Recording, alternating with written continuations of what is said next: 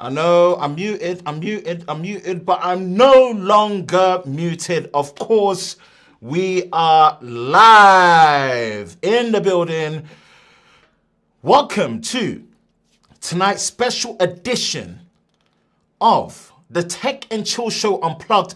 I'm your host, Ben, from the Lover of Tech channel, and we are, of course, live doing our almost 2 weeks later review of the Pixel 8 Pro and the Pixel 8. And we are pretty much going to be running through all the things you want to know about my experience with the Pixel 8 Pro and Pixel 8 almost 2 weeks later, from how the build quality and the design is held up, the display experience, the performance, the camera, the software, the battery life, my whole conclusion of both, and are they worth it and who are they for?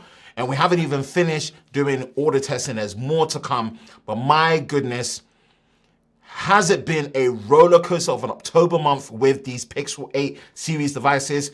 And it's been an amazing response thanks to you all. Team TLS, aka the Tech Lover Squad, and we're pretty much going to get into it. Let's dive into the comments quickly, then give you the review breakdown, and we're going to get straight in there and get stuck in. Right, what we got?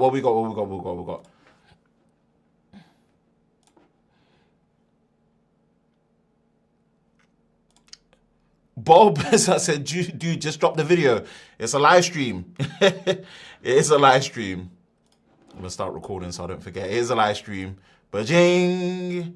Let's go, of course. Let's go. If you want it, you can get it. Let me know. Just let me know. Katie says, can't wait. Hey, man, what's good? Been a bit. Marcy Lee says, let's go. Hi. Wood says, notification squad present. Hey, that's where. Keep up the good work, bro. Really appreciate all the support, man.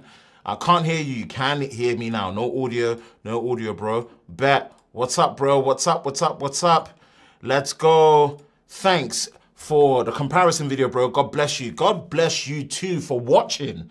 Trust me, it matters more that you lot are really rocking with it. We're gonna dive into that a little bit more, but that was a 56-hour, almost 1 hour long camera comparison, man. And you all are rocking with it to the point where we're just about to hit 250,000 views in less than 5 days. Wow, amazing. Blessings to everyone. The Tech King is back. Yes, I'll try. Appreciate the support, Katie, man. Pixel 8 Pro shows up tomorrow. Glad, man, you're gonna enjoy it. 1 a.m. live stream is wild. Yes, it is. If you're based in my part of the world, which is obviously UK. But yeah, we're on a busy one, so we just work with what we got. Fire, welcome to the late night show. Yeah. And boom, kicking things off, man. We've got a £10 super chat right in the Kingsland, not even the Queensland, in the Kingsland with the UK pounds. The Tech King is back. Been looking forward to it, man. I appreciate that, man. I appreciate the support. Thank you so much for the direct donation. It's never mandatory, but, you know, it really does mean a lot. You know, the support for direct donations straight to what we're doing, man. Really means a lot. Really appreciate the support, man. Thank you so much. Thank you so much. Big up to you, man. And Katie, thanks for being here. Part of the live squad, aka Team TLS, the Tech Lover Squad. It means a lot. Thankful_J says, what's up, bro? NC checking in. What's good, man? Appreciate you being here. We're going to dive straight in. 7 a.m. here, 7 p.m. here. What time is it, Master D? Like, make up your mind. 7 a.m., 10 a.m. But yeah, I'm guessing you're on the East Coast if it's 7 p.m. because that'll be about a 5 hour time difference. So you're either East Coast or Midwest or something. But regardless, wherever you are in the world, really appreciate you being here. If you haven't experienced what we do when it comes to our special live stream reviews, see this as our Snyder Cut version of what a review is going to be on a smartphone, right? This is our Snyder Cut, right? And what that basically means is we are really going to spend like a good hour, 2 hours, sit here and dive into our experience that we've had with these updated Pixel devices and go through them and answer your questions and pretty much run through it. And we're going to be going deep into everything that is about the Pixel 8 Pro and the Pixel 8. Yeah? And one of the things that we do on here is make sure that we're broadcasting this, not just with multiple cameras so you can see them, so you know that there's no trickery, that it's all real. And that we're working with everything so you can see that there's no magic, it's all happening live. We broadcast this live in 4K UHD. So if you've got a bandwidth and a capacity, select higher than 480p, which is SD standard definition, go up to 720p, which is HD high definition, go up to 1080p, which is FHD full high definition, all the way up to 1440p, which is QHD quad high definition, up to the highest, which is 2160p, 4K ultra high definition UHD. For the crispiest live stream you're gonna find when it comes to doing a long stream review. Boom. So let's get into it, man. We're pretty much going to enjoy it and dive in and really get to know what these devices have been in terms of experience. 7 p.m. in Jamaica. What's good, man? Yeah, what's good? What's good? What's good? Wagwan. Watching from Haiti. Wow. Wow. Wow. Awesome, man. Appreciate you being here. California in the house. Snyder Cut is the best and perfect way to describe the stream. It is. It is. And if you've not gone back and watched any of our previous live stream specials, it's that. This is our Snyder Cut, baby. This is the Snyder Cut, right? So you're probably going to be sitting here for a good hour and a half. You're probably going to be here 2 hours. It might be more, but either way, we're going to dive into our experience with both these devices. So, having gone through the comments, and again, really appreciate the live squad being here. Shout out to the replay crew. If you do find this, yes, it may look like a pre-recorded video. We're going to put chapters in there so you can dive straight into the parts that you want to see. But this is a live stream where we take time and really delve in. There will be obviously a dedicated review that we're going to do as a pre-recorded, but this is a live that's being watched back. So if you discover this, have a bit of patience, sit there, you know, just get your popcorn, get your milk, get your drinks, get in. Or you can use the chapters, but if you watch it all the way through, man, I promise it's going to be worth your while, man. We come with a good amount of energy, presentation, and pacing, so you don't miss out. So yeah, if you've not seen this, man, this is my edition of the, you know, Flossy Carter edition, aka Snyder Cut edition of a live review. We're going to dive into everything from the beginning, outside in. We're going to be talking about, obviously, the price proposition and where they stand. Me being based in the UK, we're going to be looking at from UK pounds, but also we will mention the USA as well, because the US dollar is kind of like the reference currency for the whole world to kind of base everything off to see whether it's worth it or not, right? Then we're going to talk about the design and the build quality, right? And the overall experience with the aesthetics of it being what they've done on a physical level with these Pixel devices. And then we're going to go into the display experience, actually talk about how it's been, do some measurements and tests for you live so you can see if anything that they're claiming is ever true or bogus or on the money. So we're going to talk about that. Then we're going to look into the specs of the performance, how they benchmark with the regular stuff, and also just do some live gaming with Asphalt 9, which is my game of choice, and pretty much, you know, just go through what the performance is like. We're then from there going to talk about the camera experience. And boy, if anyone saw the camera special that I did, the definitive, welcome to the home of the definitive camera comparison, where we did a three-way camera comparison with the Pixel 8 Pro, Galaxy S23 Ultra, and iPhone 15 Pro Max. I mean, my hardest, I poured my heart and soul into that, and for you all to be rocking with it, and for you all to be here, right? All the new members of Team TLS, aka the Tech Lover Squad of Lover of Tech, it's been emotional, man, and there's more that I'm doing back to back to really satisfy you wanting to see camera comparisons in depth, and we've taken all the feedback and we're elevating as we go. Of course, from the camera experience, we're going to be talking about the software, how things have been, look at some of the features and stuff, right, that make Android 14, especially the Pixel experience, really what it is. And then we're going to talk about the battery life and charging, which, again, we've done tests on it, so we're going to recap that and look into that. And, of course, we are working for the first time, right, based on the demands that you all have been asking for, we will be putting together our own dedicated controlled battery drain test. Never done it before. We've got the structure in, and we're pretty much going to go for it. It might be rusty for our first time, but we're going to do it for you.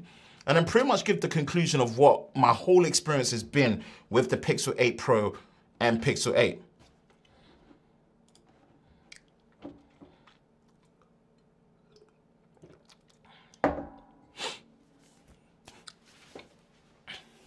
With that clarified, let's get into it.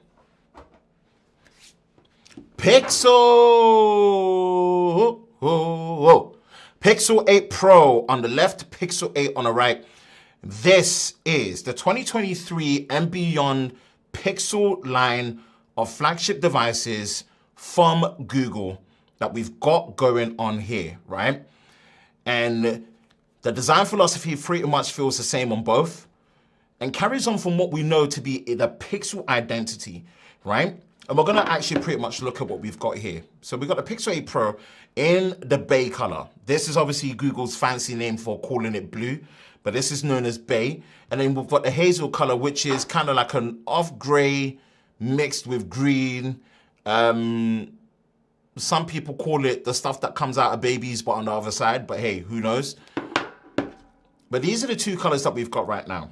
What's the design principle that they've done to actually change it to differentiate from what we had from the previous Pixel 7 series? Mainly from the Pixel 8 Pro.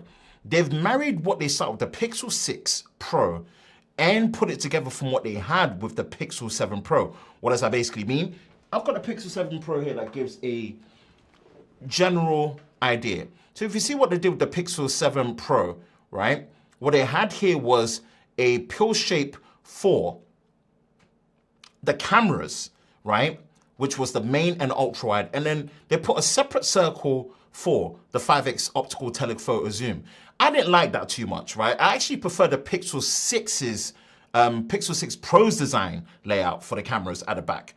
But this time around, I think they've married the best of both worlds. And I really, really like this. This looks great. It has a nice identity to it that is unapologetically Pixel, especially from what they started with the Pixel 6 series. And this is the best marriage of both. And I really, really like this, which is a good look. So well done on Google on that. In respect to, well done on Google with that one, right? A matte finish at the back. Thank you. Thank you, thank you, thank you. You did it with the Pixel Fold, so I'm so glad you listened to us and decided to do it with the Pixel 8 Pro.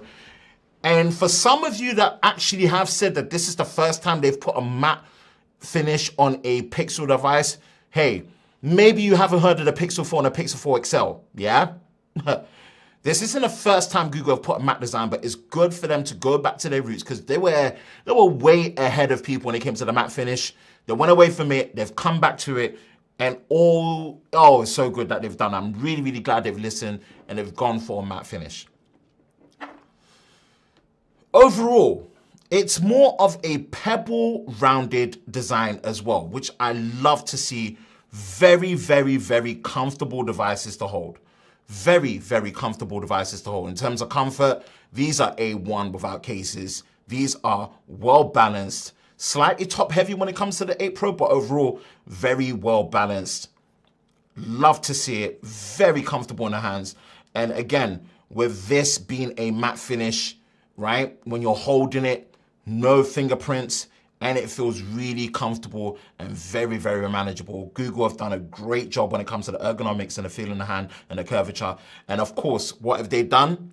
They've gone with a flat display. So several things really bring advantage to that. So we're gonna look at the Pixel 7 Pro, and you can see the curved display nature of the Pixel 7 Pro, which wasn't anywhere near as curved as a Pixel 6 Pro, but curved nonetheless. And curved displays are a nightmare to deal with when it comes to potential accidental touches, edge glare with lighting, so when you're watching something, the light kind of bends and refracts it, and also just a difficulty to find a screen protector that fits it properly, that won't give you issues. Here, we have a flat display. Well done, Google. Thank you for doing a flat display, and it's just much better. It's just much better. It's just much, much better. This is a good showing when it comes to design changes that add up from a flat display, a much more curved design, making it more comfortable, putting in a matte finish at the back, changing the visibility of the pill shape, marrying it with what they had with the Pixel 6 Pro, with what they had with the Pixel 7 Pro, the best of both worlds. This is really good. The visor bar design, which is unapologetically Pixel, which is great to see here, really well evolved. Overall, this is a good showing. Apart from one thing, the polished metal frame. Here lies the annoying thing that we have with the Pixel 8 and the Pixel 8 Pro, right? These are using Victor's glasses.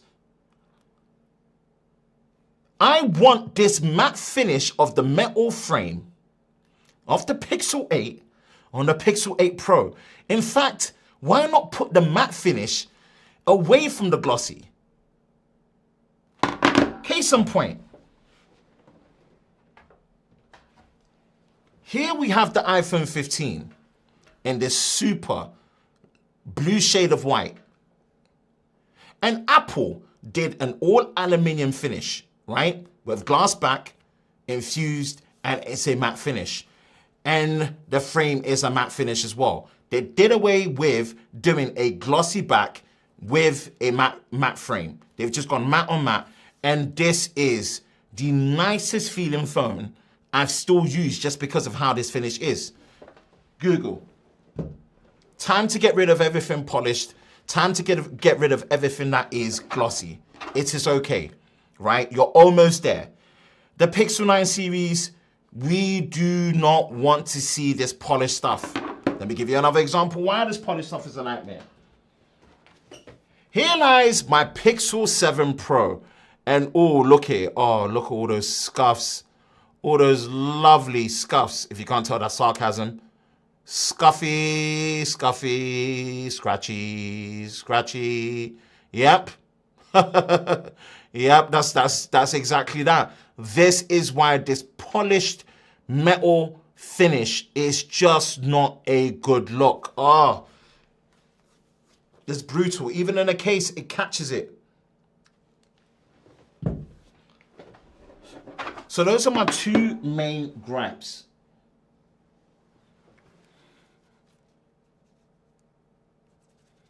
With the design of the Pixel 8 Pro and the Pixel 8. This needs to be a matte finish. This polished stainless steel, oh, it looks nice. It almost feels like a piece of jewelry and it adds like a nice little contrast to it. It is not going to hold up well at all. It's going to scratch like a mug. It's just not good. It's not good. Dear Lord, it's not good. It is not good. But the matte finish is great. The rounded feeling is amazing. The flat display is happily welcome. Same principle following of the smaller non-Pro version actually, which has always had a flat display, right? So it's good that the Pro learns from the little brother or little sister in this particular situation. And here we have it, right? A well-rounded, best-in-class design from Google for their Pixel lineup for 2023 and beyond. This is a good look, amongst other things. So pretty much shared my initial concerns, but mostly praises for the design and the build quality when it comes to the Pixel 8 and Pixel 8 Pro. I think Google, honestly, minus what I've said about the fact that they need to just make everything matte, no more glossy, no more polished metal frame, no more glossy back for the back glass, right? This is a phenomenal outing and improvement, and it really shows a duty of care to just listening to your audience, not wanting things that you think are good, i.e. a curved display. Be done with it. We want a flat display. It's just better, and it's much more functional, and it's less of a pain to deal with. One, right? A phone that's more comfortable to use even before we start considering putting cases on there, just because of the natural ergonomic shape being more akin to the human hand, which is friendly. Right? The pixel identity of the back, because most people that are holding their phones, other people recognize your phone from the back, not necessarily from the front, because most phones nowadays, unless you're talking about the dynamic pill, do look the same from the front with the small single hole punch at the top, right? So having an identity at the back that really calls out to what that phone is really makes sense, and Pixels have that. Pixels have that. So to really round it off and improve from what was started from the Pixel 7 Pro, right? With the separation of the telephoto and the main wide and ultra wide, really, really, really a good look. So my gripes aside, I honestly think when it comes to the design and the build quality, Google have done an excellent job, great upgrades, great refinements, really, really love it. And I think, you know what, they deserve like a good, strong 8 out of 10 for it. Ducked points just based on the fact that it isn't matte everything. But apart from that, man, I think it's a good 8, maybe a solid 8.5. So that's been my initial take of the build quality and design of the Pixel 8 and Pixel 8 Pro. Let's jump into the comments and see what everyone is saying.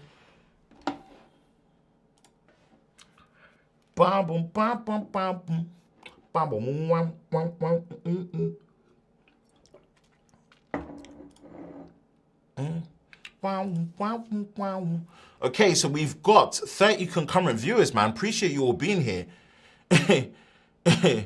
There, bro. Yeah. Nice. 1am in Nigeria, my guys. Shout out to my West African family in here, man. What's good, people? 3am Bulgaria. Oh, wow. Damn. Jeez. Big up to you here, man. Yo, shout out to my guys in Bulgaria. H, what's up, G? Yeah. So what we've got here, so that camera comparison was the best. Like, yo, you lot have really got me in my feelings when it comes to this camera comparison, man. Like, thank you. YouTube actually served it up, and you lot are doing the alley-oop. YouTube finally, the algorithm finally served it up, and you lot are doing the alley-oop and you're dunking it, man. Your comments have been so great. You've been so raw, unapologetic and honest about it, and it's been nothing but positivity, and I cannot appreciate that more. Bandit, nice one, man. So detailed and perfect. And again, we're going to keep trying to improve it. We'll be listening to your feedback. We work with what we've got, but we are elevating as we go. Brooklyn in the house, man. East Coast people in the house. Shout out to my New York family in the house, man. I miss New York, you know. I miss New York for real. I hope to be back there soon. Cool. So what we got is, one thing your recent Pixel camera comparison didn't have is the magenta hue that you usually produce. On most review, I can see it still there. Love to see them fix that issue. Yeah, they've improved it. What's good, Randy? What's good? Appreciate you being in here. Using the Pixel Fold and use the Pixel 7 Pro. Prefer the shaped camera holes. Okay, interesting. I say, hey, I just got the Pixel 8 Pro in Bay and I'm loving my baby. Love that, man. Baby. Right, so what we got is, I love the glossy frame. I know it gets scratched and fingerprinty, but I'm a sucker for the sparkle of it. I thought the same of the iPhone Pro's stainless steel. Loved it. Each to their own. It looks good in terms of the visual candiness of it, you know. It's like candy. Like the visual candiness of it. But once it scratches up, man, it's just not a good look. I'm straight. Like I showed you my Pixel 7 Pro. That thing's been through battle scars. It looks like it's just been through the trenches. So, yeah, I mean, take that for what it is. It's each to their own in respect to it. Google needs to bring color customization to the matte camera bar. Yeah, for a matte camera bar, 100%. They just need to change it to a matte camera bar.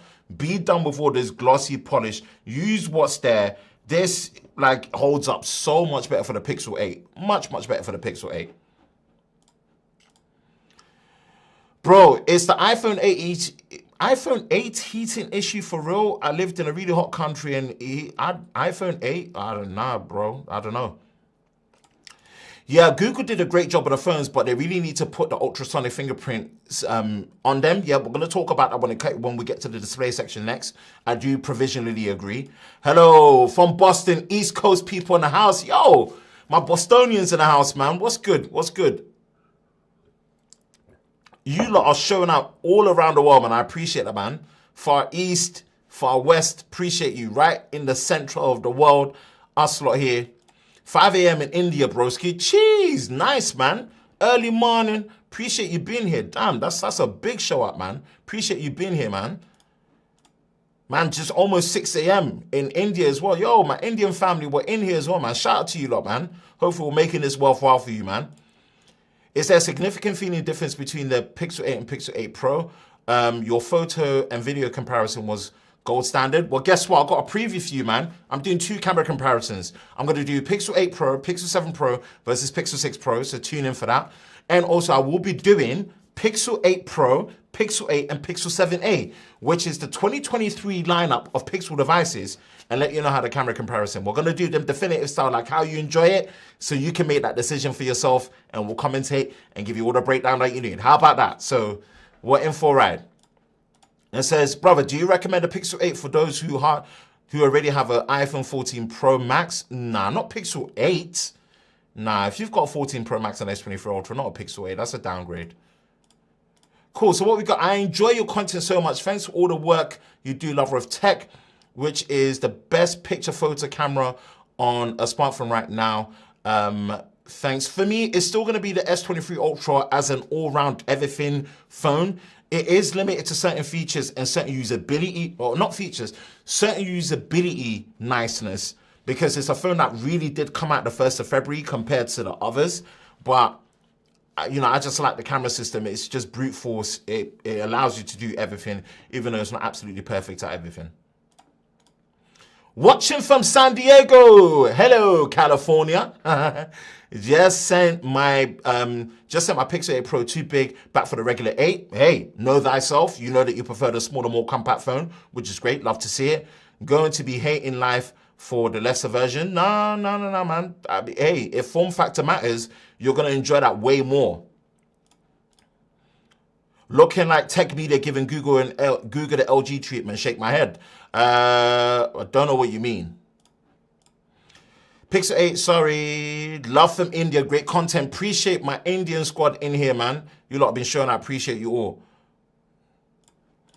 What I don't like about the layout is the position of the power button. And yes, I agree. I prefer the iPhone's layout where you've got a big power button or side button on the right. And you've got two buttons that act as the volume buttons, not even as a rocker. Two volume buttons that are adjacent to it. I prefer it that way. I 100% agree. But if it's going to be on the same side, I do prefer the power button to be a lot bigger and at the bottom instead of the volume buttons being at the bottom. One volume buttons at the top, power button lower, so it's easier to reach for turning on and quick launching the camera and doing less hand gymnastics. I do agree with you for sure.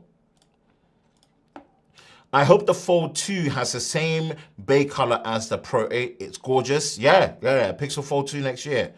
Cool. So what we got? I'm just waiting to hear if the modem is better for the, than the Pixel 7 and Pixel 6. Interesting. Okay, what we got?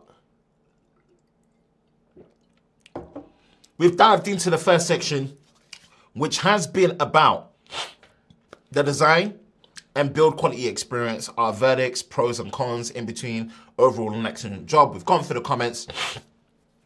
Let's now talk about the display experience. Yes, the display experience is a very interesting one from Google because they've now jumped into the marketing naming of their display tech because they felt it was about damn time to let y'all know that we have displays that you should be putting some respect on. Actua. So take away the L from actual, and it's called the Actua display. Add a super in front of it. Super Actua display. These are the two things that we got going here when it comes to the Pixel. And of course, this is a very, very interesting statistic in what Google have got going on here. Why? So of course, we're rocking with a 6.2 inch display, which is smaller than the 6.3 inch. That was on the Pixel 7, and I believe the Pixel 6 was the 6.4 inch display. So the Pixel non-Pro devices have been getting smaller in physical size to make them more compact. Then we got the Pixel 8 Pro, which is a 6.7 inch flat panel super Actua display. And that's what we've got going when it comes to these two. But the core to fame of why they've called these the Actua displays are two things in fold. So, of course, this is the second generation LTPO super adaptive panel, which is where it refreshes from 120 Hertz all the way down to 1 Hertz.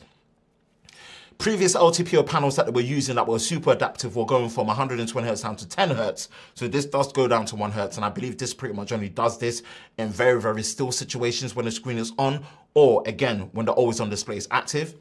And then finally, we see an upgrade to a 120 Hertz display that is on the Pixel 8, up from the 90 Hertz that we've been getting used to from the Pixel 6 and Pixel 7. We do have a 120 Hertz display now on the Pixel 8, which is adaptive between 120 Hertz down to 60. So these are the two differences that we've got. What other differences have we got that makes this a super Actua display versus an Actua display? What we've got here is a display that is 1080p full high definition plus based on aspect ratio.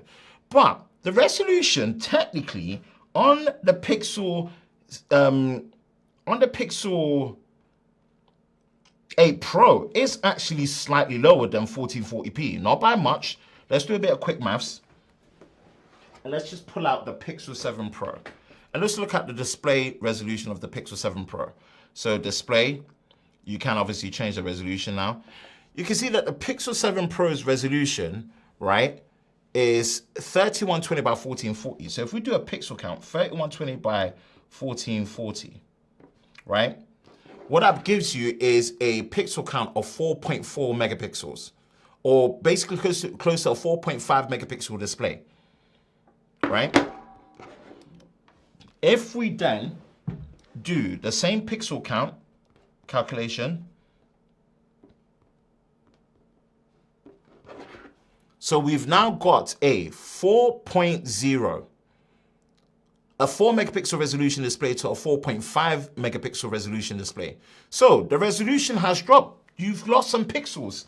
So it's not as pixel dense on the same 6.7 inch display size that we had before, right?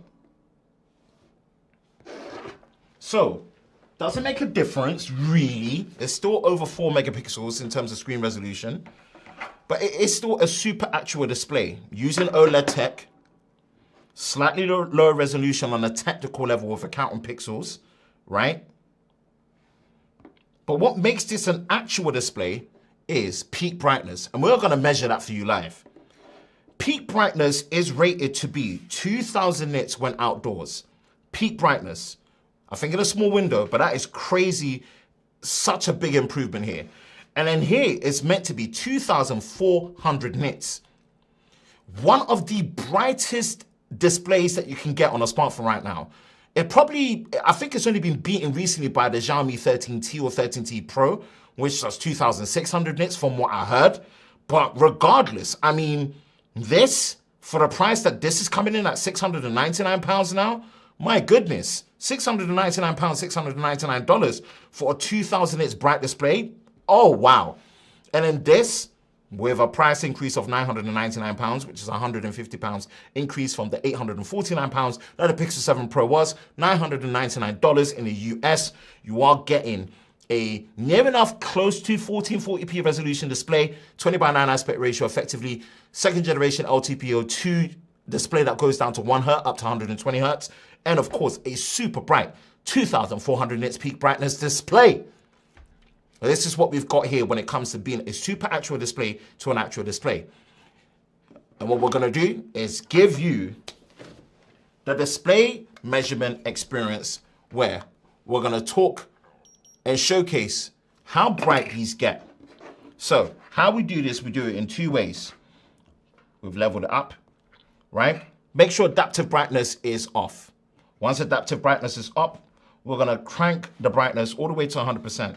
We're gonna go here, library, and we've got a plain white background. This should simulate SDR, standard dynamic range.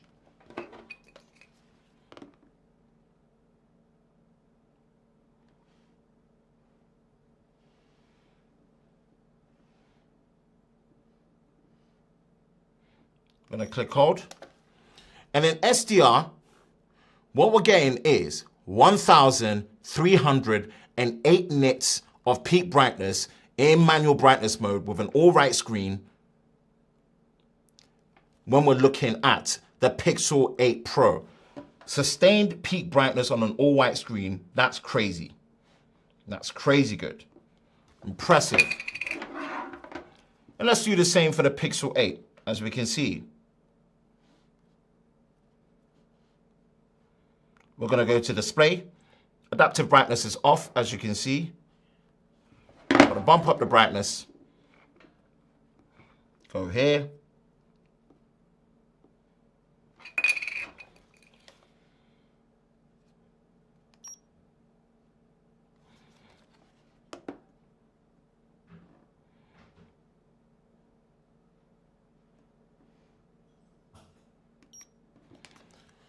Here we have it, 1,310 nits of peak brightness measured with an all-white background manual brightness mode on the Pixel 8. These are fantastically bright displays.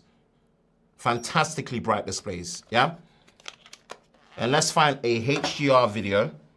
So we're gonna go in here and we type in 4K brightness test. Usually it's this video that I find here. Make sure that we are streaming that in 4K HDR, as you can see. You won't be able to see it because it's blown out.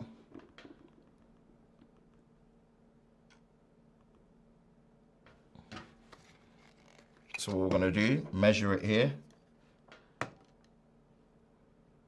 We've got max screen brightness on. This is HDR content.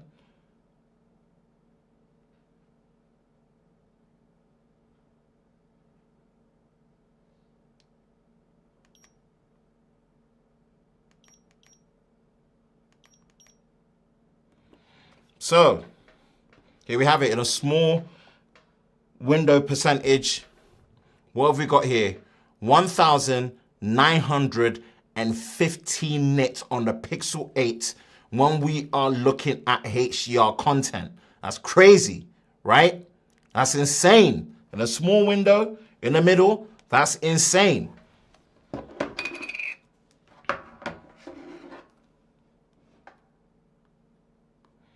That is utterly insane.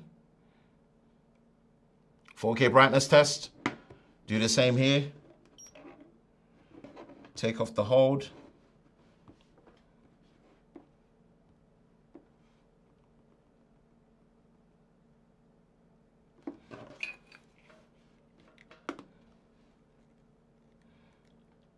Measuring it.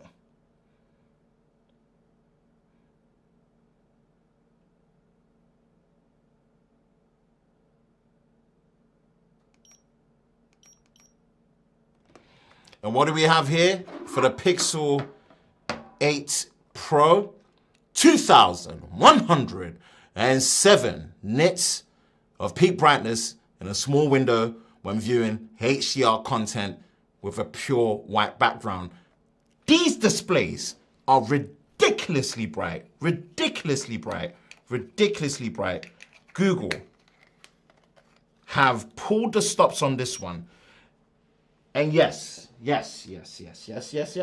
Technically, as I stated, as I like to state factual, objective stuff as well, yes, they have dropped the resolution on this.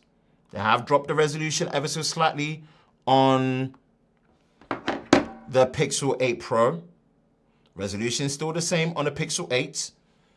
In fact, because it's a smaller display, it is more pixel dense. Yes, they have technically dropped the resolution ever so slightly below a 1440p resolution. So it's a 4 million pixel resolution here compared to a 4.5 or basically a 4.5 million pixel resolution. So you're losing out on 500,000 pixels on a technical level when it comes to resolution on this. But the gain and the benefit of a super over 2,000 plus nits display, yeah, give me that. Give me that. Give me that any day. Such a great balance, especially when it's a flat display. Second generation LTPO refresh rate adaptive from 120 Hz down to 1 Hz instead of 10 Hz like we had before. Flat display, a super bright panel, OLED. Just slightly below 1440p is a sacrifice I'll take. And then obviously the Pixel 8, which is a 2000, this is just brilliant work, Google. The display experience here has been fantastic. Now, I haven't set up the fingerprint sensor on the Pixel 8, but I have on the Pixel 8 Pro, right? So, fingerprint, gingerprint, finger, face unlock. There we go. Pin.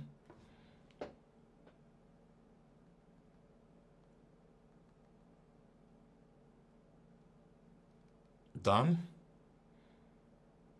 Fingerprint unlock. So let's show the setup process with the Pixel 8. So I've done it for the Pixel 8 Pro, but I haven't done it for the 8. And you see the process pretty much reminds me of exactly how the Pixel 8 Pro was. Other devices that use the ultrasonic, aka mostly the Samsung devices, honestly, the setup would have been done by now. So as smooth as it's going, shout out to Trent.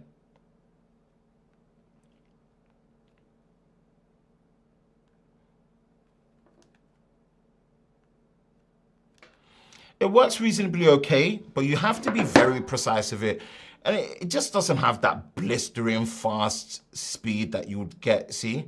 So at this point, I do agree that this optical scanner needs to go. I don't know if there's some relationship with Qualcomm's ultrasonic fingerprint sensor that only allows Samsung to use it, but I do agree. Honestly, at this point, the ultrasonic needs to come in. This optical reader needs to go. It's the best experience of a fingerprint sensor that I've experienced with Google. It's actually, funny enough, on the Pixel 7a, which is so weird for me to even say that. But yeah, as you can see, it just doesn't have the immediacy. It just doesn't have the immediacy. With Samsung, it's just bang, you know? You've got the S23 Ultra here, just bang. Yeah. That's another thing where if it just feels like Pixel 6 Pro and Pixel 6 all over again. I feel like they tweaked it a little better with the Pixel 7 series, with the Pixel 7, the Pixel 7 Pro, and especially the Pixel 7a. But with the 8 and 8 Pro, I don't know whether it's the whole super actual thing that's happening with here, that it's just kind of drawn back, but they need to find a way to get ultrasonic back in here with the Pixel 8 and the Pixel 8 Pro. Not back in here, but in here. Apologies. The face unlock is something that I have sorted, but it's not anything like Apple's Face ID, even though Google have done a lot of, you know, processing and tightening with their Titan chip in there to make it more secure, so you can use it for like face unlock for your banking applications and contactless payments and stuff, which is great. But yeah, the fingerprint is still going to be the most secure, but it's also low-key still kind of like the most pain in the ass one to deal with, mind my French. But apart from that, man, I've got to give them the display does live up to the hype and expectations of it. Some people were talking about slight color shifting off axis, and I haven't personally noticed it, in my opinion. But again, you want to put a screen protector on it, it's going to be less of a pain on your Pro device because it's a flat display now. The displays are literally on the money when it comes to the claims of how bright it is. Thin and symmetrical bezels all around. Still high resolution displays, even though it's slightly lower on the Pixel 8 Pro compared to the 7 Pro, it's still around a 4 million pixel resolution compared to a 4.5 million pixel resolution, slightly under the 4040p, but it is a better LTPO panel, which is more efficient, much brighter, flatter, 6.7 inches, all around. When it comes to the display experiences, man, this is the way, and you cannot go wrong with what's been put here with the Pixel 8 Pro and Pixel 8. Only thing is, Google, it's time to get rid of this optical fingerprint sensor. It ain't it. At this point, it just never will be it, and just find a way to get an ultrasonic. And if you do, we'll stop complaining about the Pixel fingerprint sensors and enjoy the whole display experience for what it is.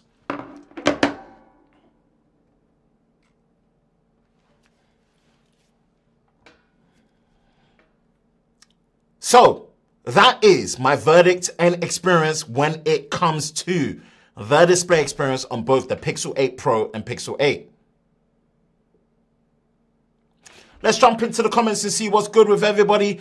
And there is the homie Technically T.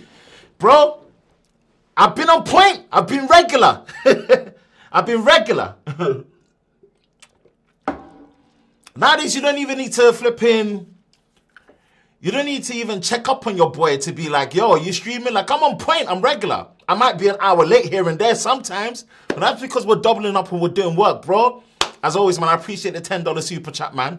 Minus the penny that Apple like to take because they're stingy like that. You know how it is. Bro, I appreciate you being here, man. As always, one of my main confidence in making sure that I'm always streaming, doing these live special events, and people are really showing up, man. We've got 43 concurrent viewers. We had about 46 at the peak, and we'll grow, man. Please share this out to your socials, and remember that we are streaming this live in crispy 4K UHD, so select all the way up to 2160p, ultra high definition 4K for the crispiest live stream on Tech YouTube right now, with the special edition of the Tech and Chill Show Unplugged for the almost 2 weeks review of the Pixel 8 Pro and Pixel 8. T, I appreciate the support as always, my bro. Love, man. Thank you for being here. Obviously, we're riding out, man. We're getting through and we're going in. Where is everybody? Hello, Chris Lopez. What's good?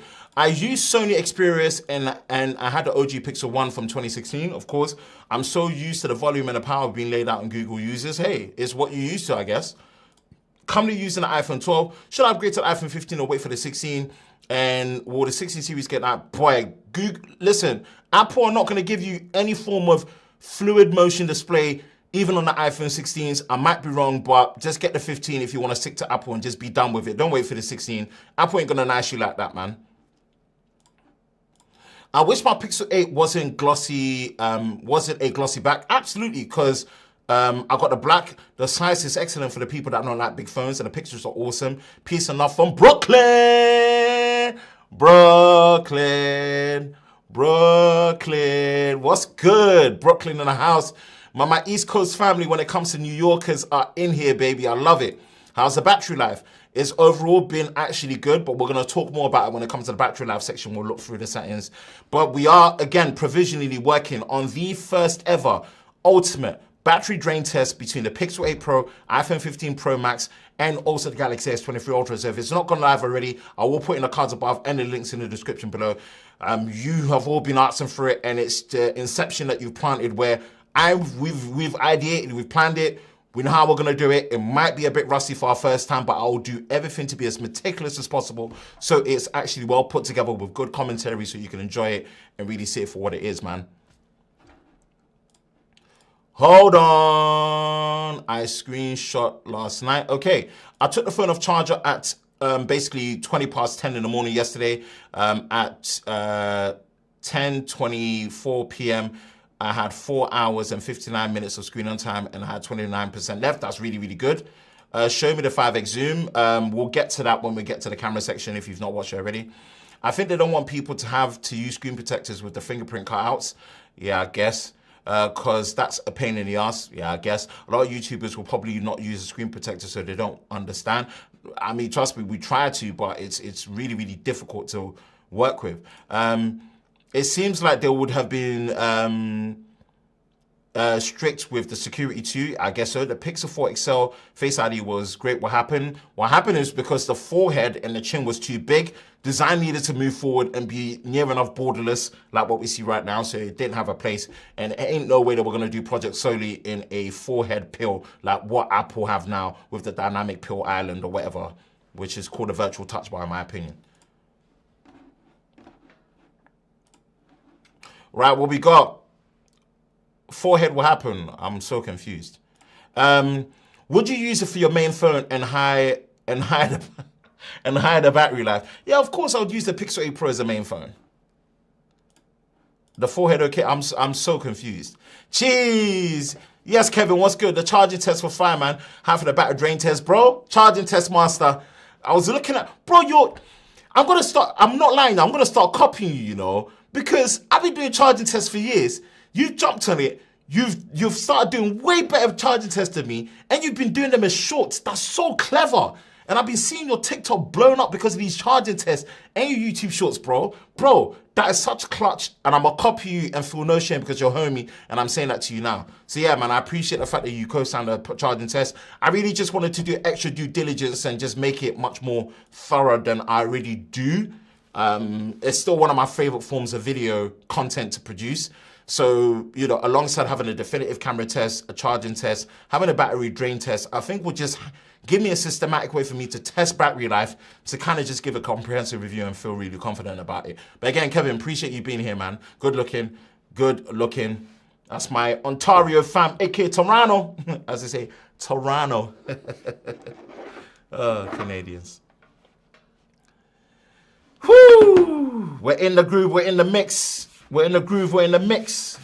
We're in the groove, we're in the mix. And of course, what that basically means is that we've given you 2 sections of our Snyder Cut special edition live stream review of the almost 2 weeks later of the Pixel 8 Pro and the Pixel 8. And we're getting down in the groove where we talked about the design. We've given you the lowdown about how good the display experience has been with the positives, the in-betweens and the negatives and what could be better, but overall solid. Now, let's get into it. We are going to be talking about Tensor performance, aka what we got here when it comes to the Tensor G3 center powered here in what we have with the Pixel 8 series, right? I'm gonna lock this in a bit closer so you can have a much more personal look.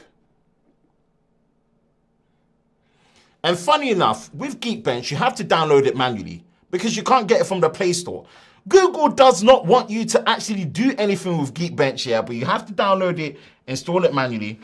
And you can see the specs breakdown. This, I believe, is based on the 4nm process from Samsung that was used with the Snapdragon 8 Gen 1. Not the 8 Plus Gen 1. Remember, the 8 Plus Gen 1, that was used in the Galaxy Z Fold 4, and that was the mid-cycle refresh, and that is using TSMC's 4nm process, whereas the 8 Gen 1, this is what was found in the Galaxy S22 series in the North American region, just like what you have with the Galaxy S23 FE right now, which is the 8 Gen 1, which is in the North American region where everyone else got Exynos. But again, that 4nm Samsung process, this is what we have right now. At least it's a die shrink from the 5nm process that we got twice over from the Tensor G1 and the Tensor G2.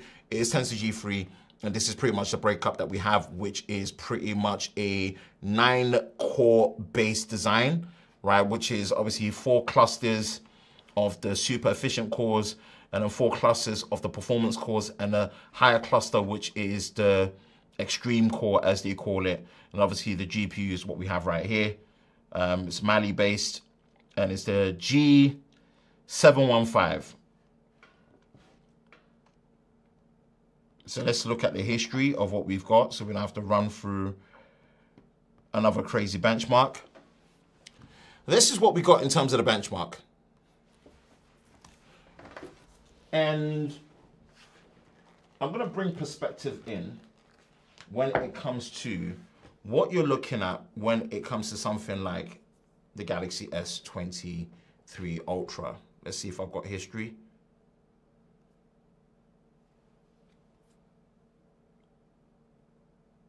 No, I've got no history on this one. So let me run a benchmark. Or no, this is Geekbench 5. Oh, God.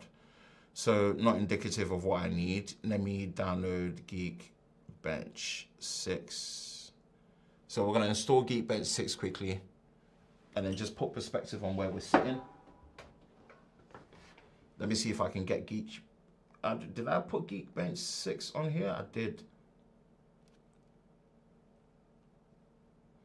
Yeah, so we got Geek. So again, let's run a benchmark on the Pixel 7 Pro just to give perspective and see where we are on a rough basis. Except, let me just turn off dark mode. Adaptive display, extra brightness, down. So we're just showing perspective of where we've come from and where we are right now. Okay? Okay? Okay, darlings? Okay? So let these run when it comes to benchmarks. And then we're going to do some live gameplay just to give an understanding. We've got the heat gun here as well, people.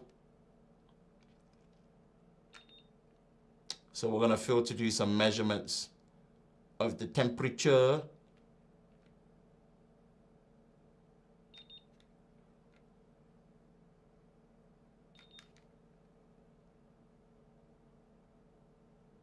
So we've got a heat temperature gun right here as well.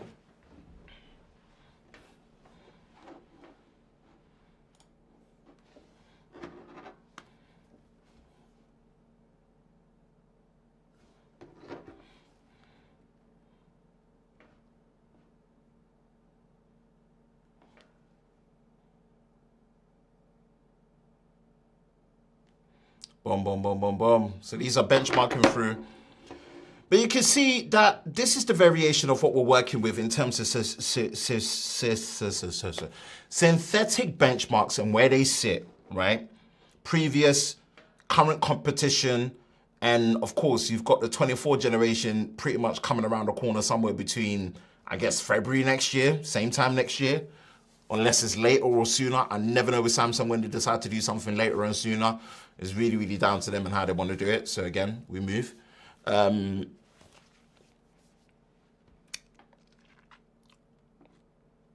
So here we are, letting them bench through. The performance. Okay, so what we have here is Tensor G3, 4 nanometer first generation process from Samsung, right? 12 gigabytes of RAM, 8 gigabytes of RAM, 128 gigabytes of storage, 128 gigabytes of storage. And of course, you've got configurations where you can go up to 256 and 512 on the Pixel 8 Pro, depending on what color you get from what I know. You can go up to 256 on this one that you pay extra for. I think it's an extra $60 or 50 pounds or here or there. This is the performance breakdown. The really big thing about this when it comes to the performance that everyone is really talking about, especially Google, is the whole thing around their TPUs, aka the tensor processing units, aka that tailored building block that allows the AI capabilities on board to be done, which we're going to obviously address when it comes to the feature sets later, when it comes to things like the camera software and what they're promising with 7 years or 7 generations of OS version updates, security, and feature drops. Hey, talk about ambitious. Just talk about ambitious. Cool. This is the main thing, right? It's not on the bleeding edge of what Apple are giving you when it comes to things like the A17 Pro being on TSMC's first generation out in 3 nanometer process, right? It's not the raw performance that you're going to be getting in terms of maybe the graphical performance of what you get from a Snapdragon chip when they're using the Adreno GPUs, like what you find here in the Galaxy S23 Ultra, right?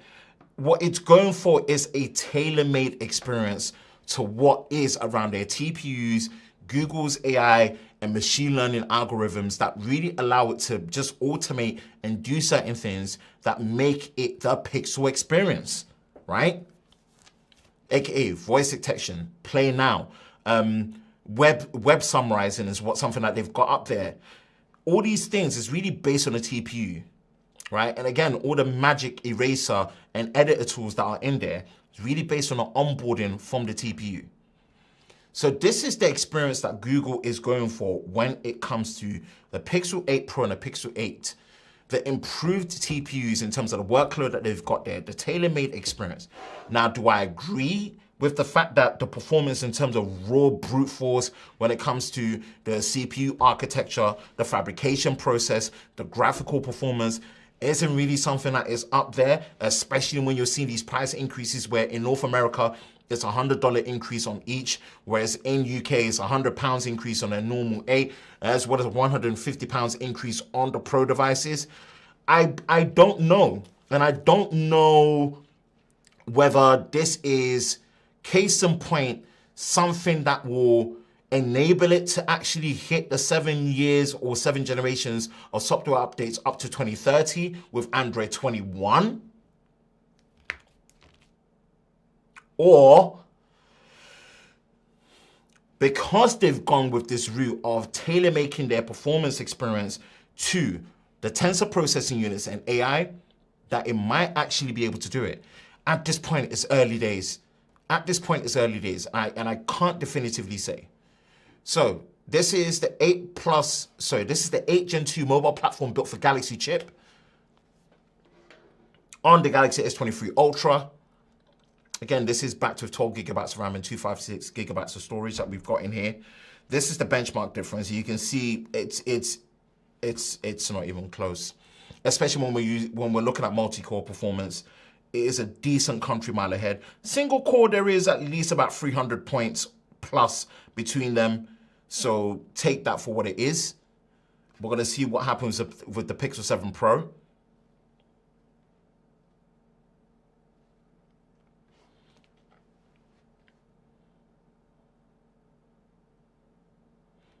rounding up. And here we have it. Again, it's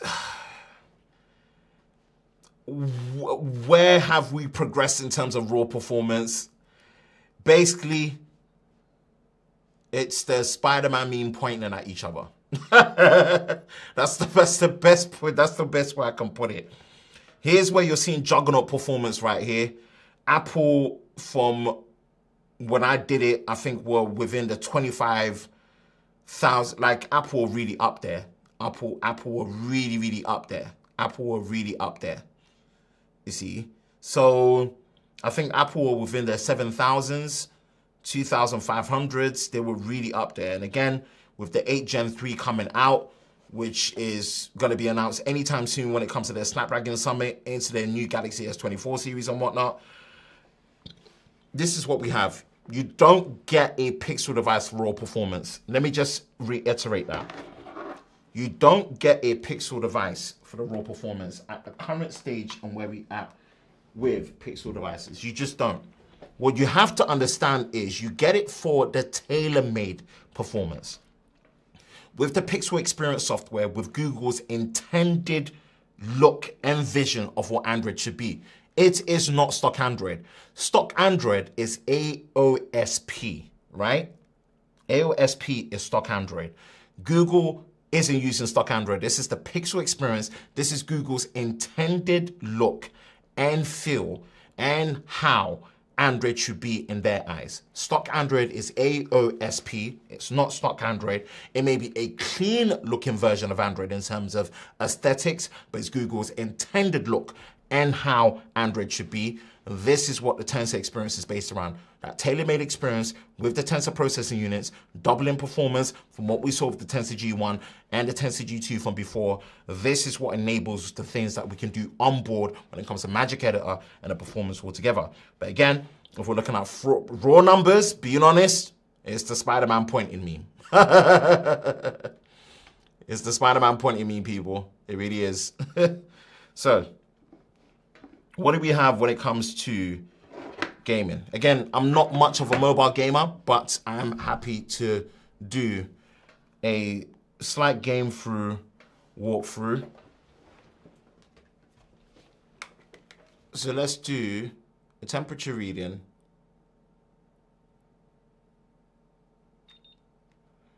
30.7 degrees.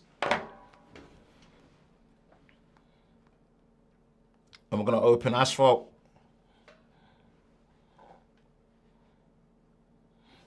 Let's have a look. Continue.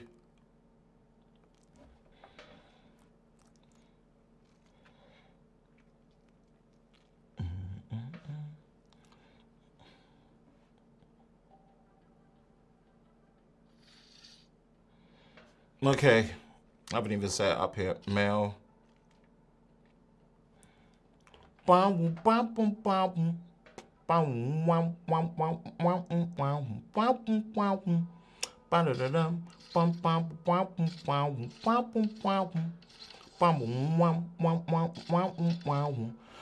be so quick to walk away. Come on and dance with me. Rock your body. Come on and dance with me. After a measure. So I'm going to turn this down just in case of copywriting. Right? I'm going to go to top down. So, but this is a live gameplay of Asphalt 9. This is the Lamborghini Revuelto. Lamborghini has still been able to keep the 6.5-litre naturally aspirated V12 that has made their hypercars just that signature dish. Is hybrid powered with some battery packs in there. Okay. There we go.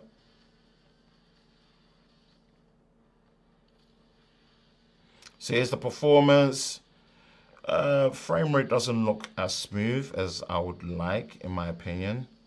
I don't know whether it's turned off the graphical settings or has it been optimized for the Tensor G2, G3, apologies, but so we can swipe. We go boost, swipe. So the frame rate isn't looking as smooth as what I'm used to personally. 2 options, the ramp or jump. Of course, I'm going to jump. Boom. Flippity, flippity, flip. Bang. Boost, boost, boost, boost. Drift, boost. Jump the ramp. Bang. Finished. Okay, so that's the first round. I'm going to check the graphic settings because to my eyes, for how often I've played Asphalt, yeah, the frame rate was looking a bit suspect still, if I'm going to be honest with you. So, yeah. Unlock car. Skip. Skip.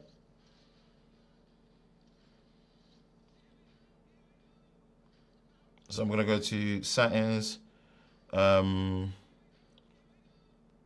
Continue with current. My career. Home. Settings here. Game settings. Sound and display.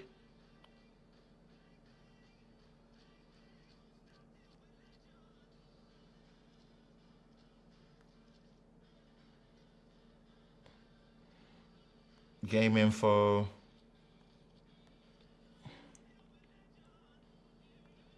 Tutorials, no. Right, sound and display. I'm not seeing anything that allows me to change the graphics, which is usually the case. Game info. What's new? Tutorials, notifications, controls. Nah, I'm not seeing anything that allows me to change the graphics settings. And again, if I'm being a noob, someone can let me know, but I'm sure here, no, sound effects and display.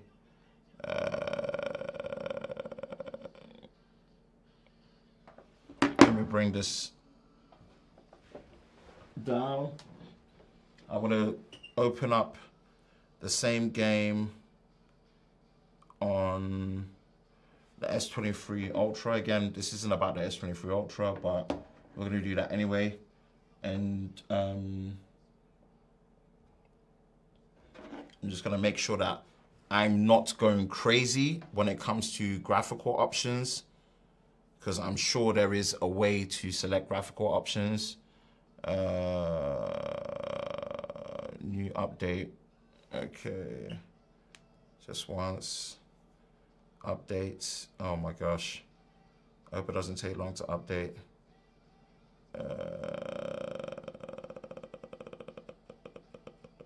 Continue. No. Bro, what's going on? Have I run out of space? Have I run out of space?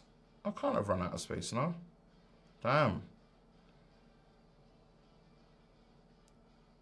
I might have run out of space. Hold on. Delete, delete.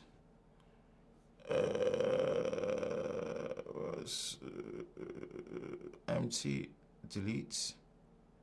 Oh my goodness, apologies, man. Apologies, people. Uninstall. Play. Cancelled. Install. Oh. Anyway, I'm going to continue because, there we go. Let's do one more play. New. Next. Yeah, it's crazy. I don't know. I don't know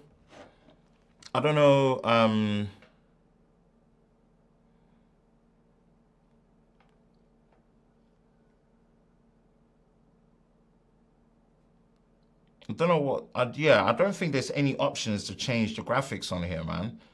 Which I believe that to be a case when it comes to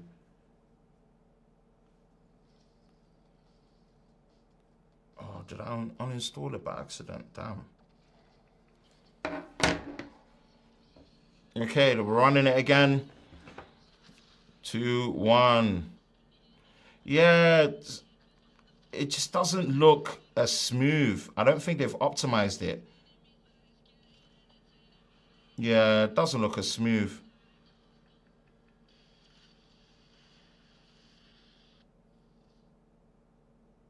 Controls. Camera fixed.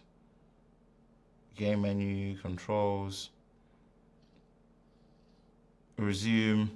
Yeah, I don't think Asphalt 9 is optimized for it because the frame rate looks like it's running at 30 FPS, which is a shame because I know this game to look smoother. So for me to be seeing it at this frame rate and I can instantly tell, yeah, this ain't a vibe, man. This is not the vibe. This is not the vibe.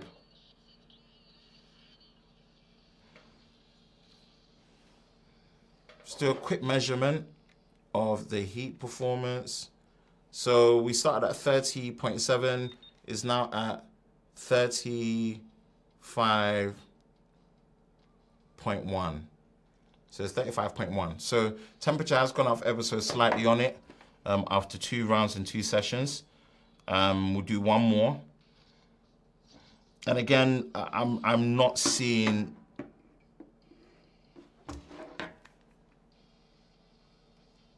what you call it.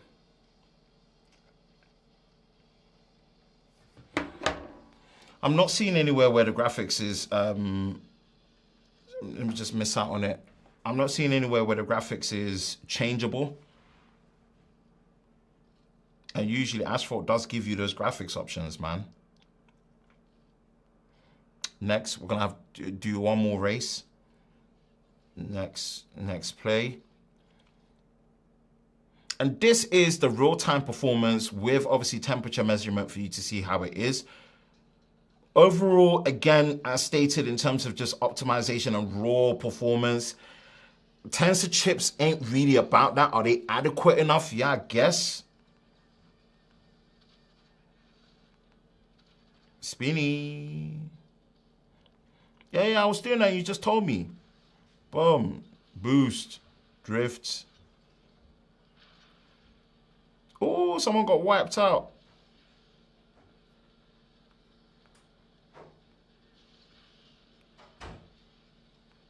Spin, baby. Boost. Ramp. Jeez. Take them out. Bang.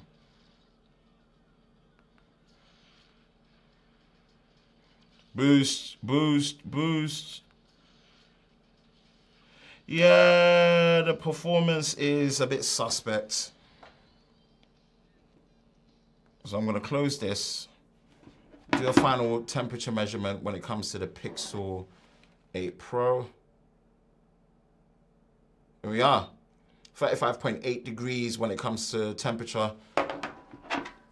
And that is the overall performance of the Pixel 8 Pro. It's pretty much going to be near enough what we should be seeing here on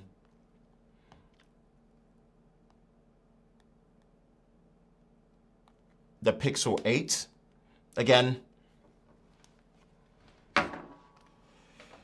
that is pretty much what you're getting when it comes to the Tensor G3, right?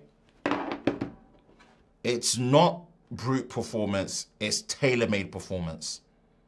It's not brute performance, but it's tailor-made performance. Will we ever see the Tensor chips get to a point where they put brute performance first? I don't know. And I don't want to say I don't think so. I just don't know if that will ever be Google's priority. I just don't know if that will ever be their priority, if I'm going to be honest with you. I just don't know. I don't know if that will be their priority, but it's something to take duly note of when it comes to what we've shown in terms of synthetics, where it sits, their decision-making, what they stated.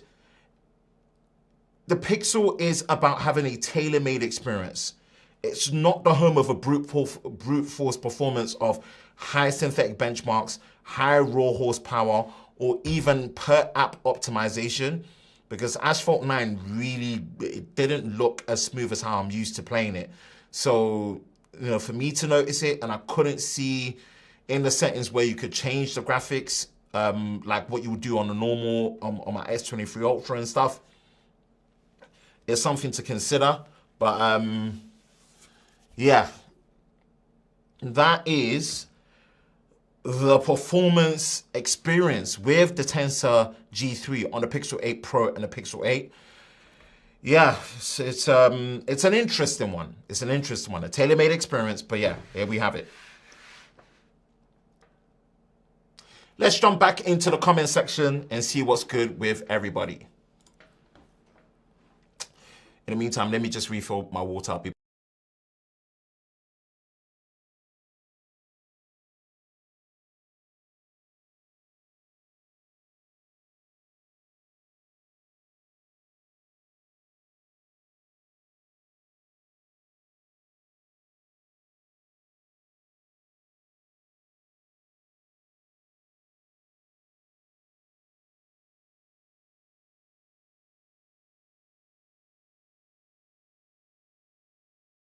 Hello, hello, hello. Hope you didn't miss me too much.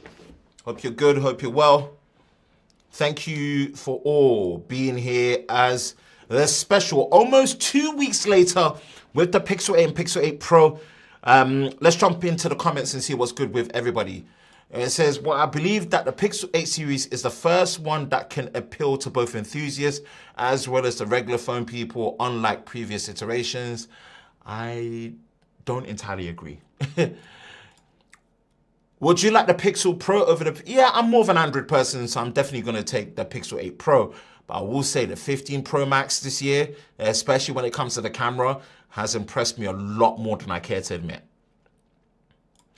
My bro, how's the Pixel 8 for photography and filmmaking? Can't wait for my paycheck. Yeah, I mean, go check out my ultimate camera comparisons that were done. We're going to talk about the camera next. And you can pretty much, you know, kind of summarize and let me know what you think in that sense. Okay, cool. Katina, what we have here is Pixel would kick Samsung's behind and Apple's butt if they was a way to benchmark AI. That is probably true. That is probably true. You're right. You're right. I agree with that take. Thanks for showing off the phones. Really appreciate you being here to watch me show off the phones and showcase them to you.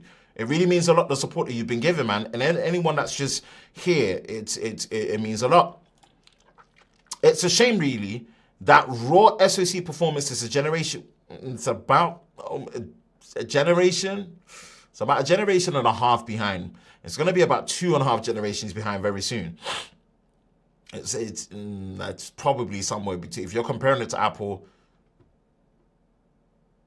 yeah, it's 2 generations behind me. So the different, yeah. Cool. It says, I don't think we will get ray tracing into, nah. Maybe Pixel 10, maybe. Forehead on fleek, oh Lord. What happened to my forehead? Are you planning to do Pixel 8 Pro versus Pixel Fold camera comparison? Oh. Oh, I never thought of doing that. I might just do that. Thank you for your request, Bar. I might just do that. Pin that.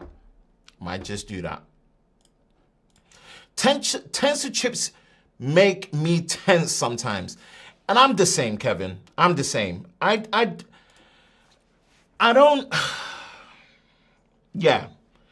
I feel the same when it comes to Tensor chips in terms of feeling tense, because on one hand, you appreciate the fact that Google have decided to make their own system on a chip or develop a working platform known as Tensor, right? It's based on the Tensor processing units. It's based around onboard AI calculations. I get it, but at the same time, the chipset inefficiency, heat output, which is a lot better this time around, I will say, and the raw performance kind of leaves me in this twisted, I like the tailored approach, but at what cost?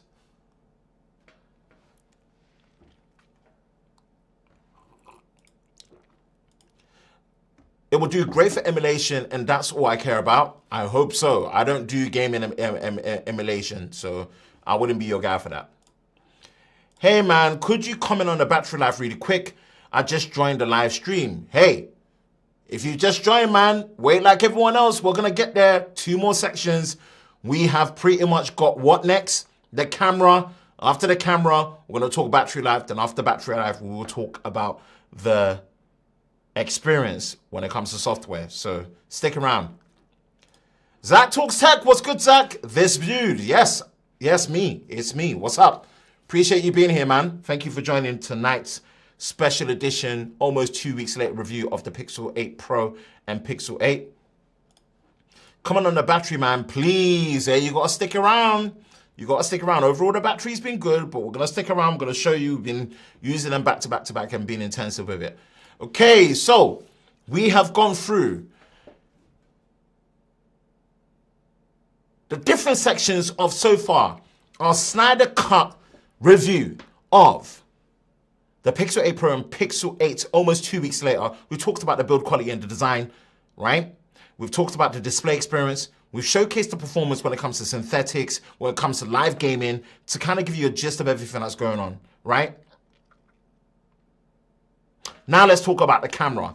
And wow, thank you, everybody that has allowed my definitive camera comparison between the Pixel 8 Pro, iPhone 15 Pro Max, and the Galaxy S23 Ultra get the recognition and the love that it gets. Like I said, the YouTube algorithm served it up, and you, as the audience, dunked it for the best feeling alley-oop that I've seen. I'm telling you, man, it's been hard at work that we've been putting in when it comes to the Ultimate Camera Comparison Series, and it's now. Again, we had glimpses of it when it came to the S23 Ultra versus the iPhone 15 Pro, iPhone 14 Pro Max. But definitively, when we look at everything that's come together for this particular one, this one meant a lot more because, you know, doing a 3-way camera comparison is tough, as well as it being tough, being as long as it was, you know, in this generation where everything is all about, everything is pretty much all about, hey, short form, short form, short form, short form. To get people to watch what is almost effectively a 1-hour in-depth camera comparison between 3 big boy phones, you're asking a lot of someone to even sit there for 10 minutes, let alone an hour. So for you lot to actually sit there, everyone that was bumping and putting fist bump emojis in there to say that they're watching from beginning to end, the absolute real ones, everyone that commented, everyone overall has been positive about it. It's really meant a lot. It's really meant a lot. And we're going to switch over to what we have here. This is it here. And again, like I said, we had glimpses of this when we did this with the Galaxy S23 Ultra versus the iPhone 14 Pro. And we did this particular one when we were in San Francisco for Unpacked. It went live on the 4th of Feb. And then, of course, Unpacked was 1st of February. So getting the devices, yeah, I worked round the clock to make that happen. And it's of the same energy that we did with this one here. And we are close to, at the time of this recording, about to hit 250,000 views in less than 5 days. That's crazy. That's crazy, man. That's crazy. That is crazy. That is crazy. That is crazy. That's just insane. That is just insane. So this is our definitive camera comparison. Pixel 8 Pro in the middle, iPhone 15 Pro Max on the left, and the Galaxy S23 Ultra on the right. Overall, when we look at how the Pixel 8 Pro performs, it's probably got one of the nicest 4K 60 front-facing cameras that you can get. Great colors, great skin tones, no overexposure. iPhones in a 4K 60 mode on the selfie camera just lose all manner of dynamic range. And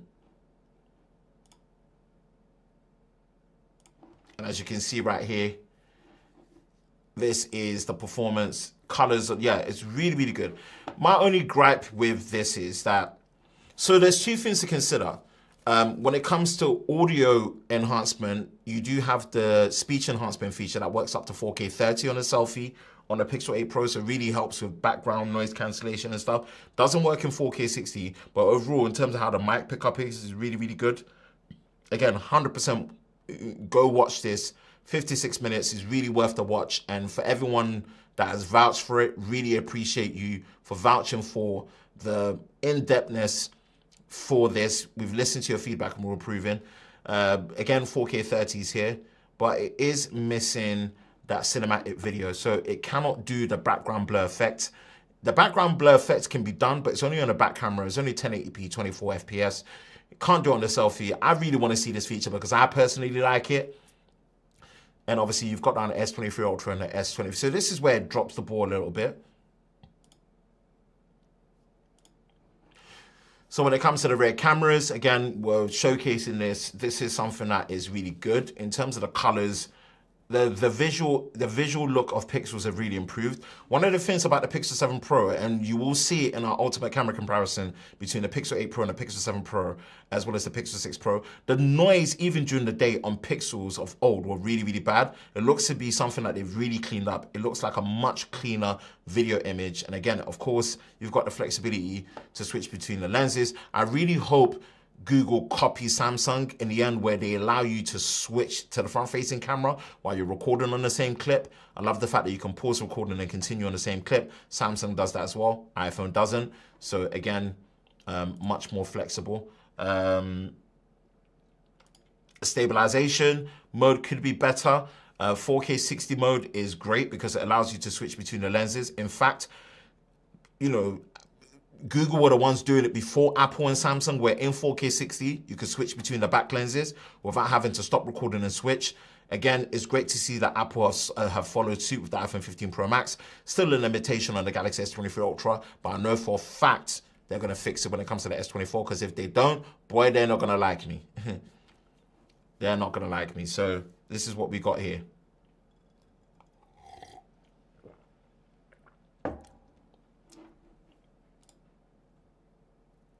So you've got the stabilization mode here, which is behind the competition, where Samsung and Apple are shooting 2.8K at 60 FPS, 2.5K 4040p at 2.5, and you've got it with the ultra wide, the 1X.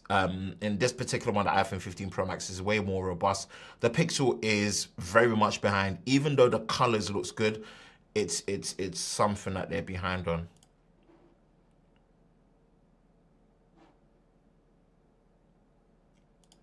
And again, this is obviously looking at me in the frame as the subject. So I don't think the colors are that accurate when it comes to the rear camera on this particular one. I know for sure with the nature of how the color is of that orange jacket, the iPhone is a lot more accurate. Skin tones are better on the Pixel, but the colors of the jacket and the scenery is more accurate on iPhone 15 Pro Max, right? Again, this is just a summary. When we go look at, let's just say, the performance of the pictures and stuff during the day, I usually break them out into landscape, macro close-up, selfie images, and of course me in the frame as the subject with the rear cameras, because you want to see how it looks on people. This is literally what we've got here. Again, the zoom performance, where you don't have a mid-range zoom, you go straight into 5x. When it comes to the optical, so you can see it goes up to 30x. Again, this is more of just an overall general summary. Highly recommend you go watch the in-depth camera comparison, which I will link in the description below. Absolutely worth the watch. And thank you to all the new members that have subscribed, that have watched, that have really given it high praise and realized that, hey, we are here too. And with our stuff, you know, we're bringing our own heat when it comes to in-depth camera comparisons. Again, that doesn't definitively mean we think we're the best. You be the judge of that, and I think you've spoken when you are mentioning us next to the legends of tech, and in fact, definitively saying that we are showcasing and we're commentating and we're breaking it down in a way that's not biased, that really hits things through and gives you something that is comprehensive, worthwhile, and there's no corner cutting. Again, there's so many different ways, I could go about making these camera comparisons shorter, right? But I wanted to do justice to you as my audience, because I feel like these devices are expensive, however you're planning to pay for them and buy them monthly outright. And it's just good to know the robustness of how it operates in and out. And when it comes to the camera, whether it's the most important is one thing, it is the most popular. So we really wanted to give it its just due. And yeah, overall, the camera experience is great. Google needs to, kind of figure out the lens switching smoothness up to 5x. In the 2x optical mode, where you're going 2x, 1x, 0.5x, that switching is actually very smooth.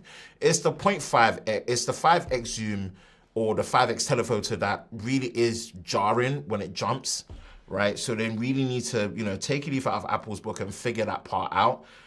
They need to also figure out how they can just do video portrait mode in 4K with a 24 and a 30 FPS option, and also on the selfie camera as well. That's, again, something that they need to look into and consider.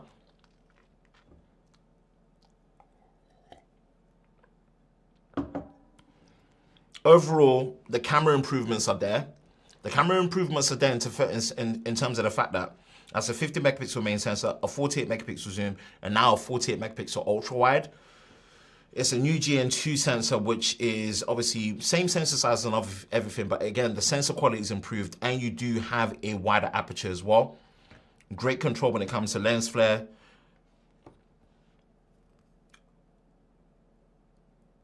Overall, I like the Pixel camera experience for photos, especially for people of my skin shade. It really does stay consistent when it comes to skin tones. But overall, I felt whelmed with the camera. I felt whelmed with the camera because for the things that I prioritize, especially when it comes to video, being able to flip to the selfie camera is something I wish they did. Having a much more robust shooting mode for video portrait mode is something I wish they really took seriously. Overall, I will say that I felt whelmed. Not underwhelmed, not overwhelmed in a good way, but I felt whelmed by the camera experience. That's just me personally, right? Does that mean it's not going to be adequate or suffice? No. It's going to be solid. It's going to be solid. But here's where I feel like they need a Pixel Ultra, right? And it's really going to be based around the camera. Based around the camera for several reasons. Based around the camera on the reason of, hey, give us a 0.5 ultra wide, which has a 125-degree ultra wide field of view, or whatever you want to call it. A 1x main wide sensor, which has the equivalent of somewhere between a 24mm to 28mm wide field of view.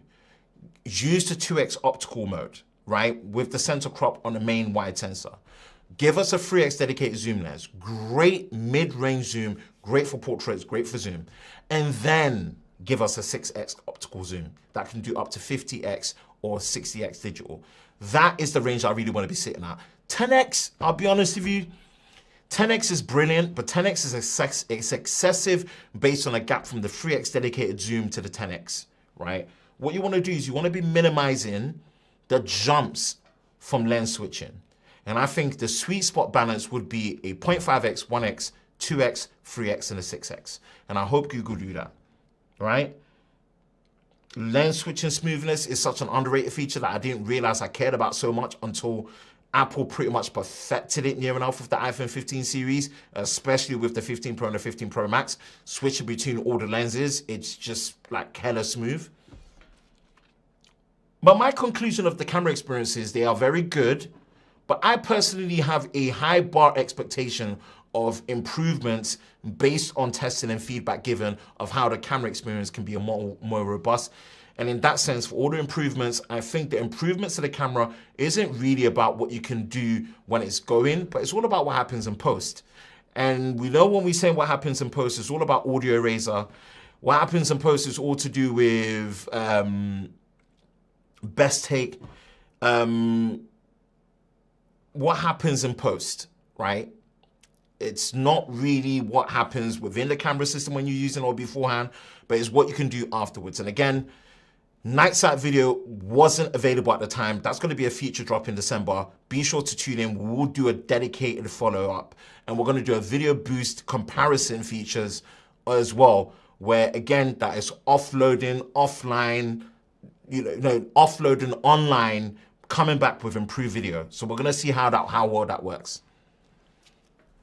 But again, my conclusion of the camera experience when it comes to the Pixel 8 Pro and the Pixel 8, I was whelmed. That's a good thing. Oakley doke, let's jump into the comments and see what is good with everyone.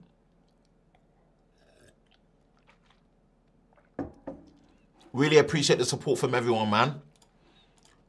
Okay, thank you. I really hope the battery is good enough to comfortably last the whole day. Hey, we're going to talk about it pretty much next. Let's get through these comments first. Performance during regular day stuff is the same on any chip. Nah, it's not. It's not. It's not. Nice video of the camera comparison on both phones, man. I really appreciate the support. Thank you for rocking with it, man. Fist bump, knowing that you are a real one. I appreciate that, man. For real, for real. Honestly, no higher praise than when the audience are speaking for you. I always say this isn't any shots at any other content creator. You work with what you got, you work with what you know, you improve as you go. And there are other people that have been doing camera comparisons way before I've done, and in an objective way, potentially better. But what's been a big awakening is for every doubt I had with my methodology and my way of doing camera comparisons, YouTube wasn't serving it. They've served it this time, and again, they did serve it for the iPhone 15 Pro, iPhone 14 Pro Max, and the Galaxy S24 Ultra. So I don't want to lie about that. But they served it with this one after just being in the trenches of struggling to get traction with this. So thank you for just dunking it in with the alley-oop serve from the YouTube algorithm, and the fact that you're co-signing it with comments that state how impressed you are with it. We've taken on all your feedback. We're going to improve it. We're improving the process bit by bit.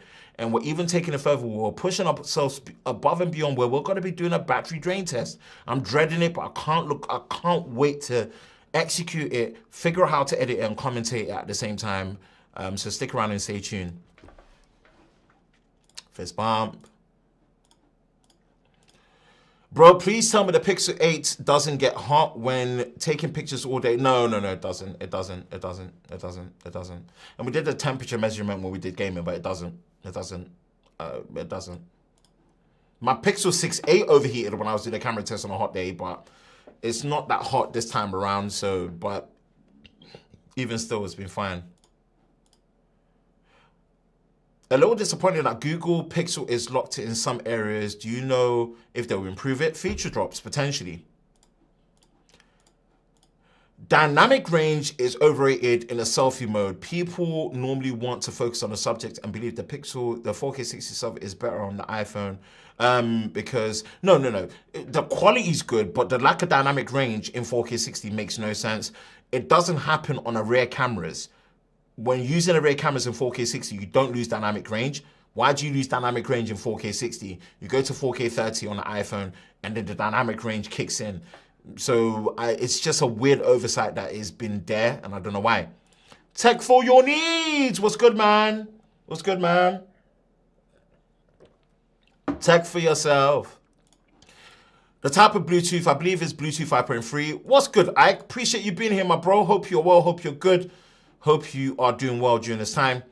So Pixel 8 Pro ultra wide lens upgrade is a vital one. It is really, really good. And you can do the high resolution mode as well. So again, showcasing this here, you go to camera, you go to, so you go down, you go to camera, you go to Pro, you go to 50 megapixels, you can do JPEG only, or you can do RAW and JPEG.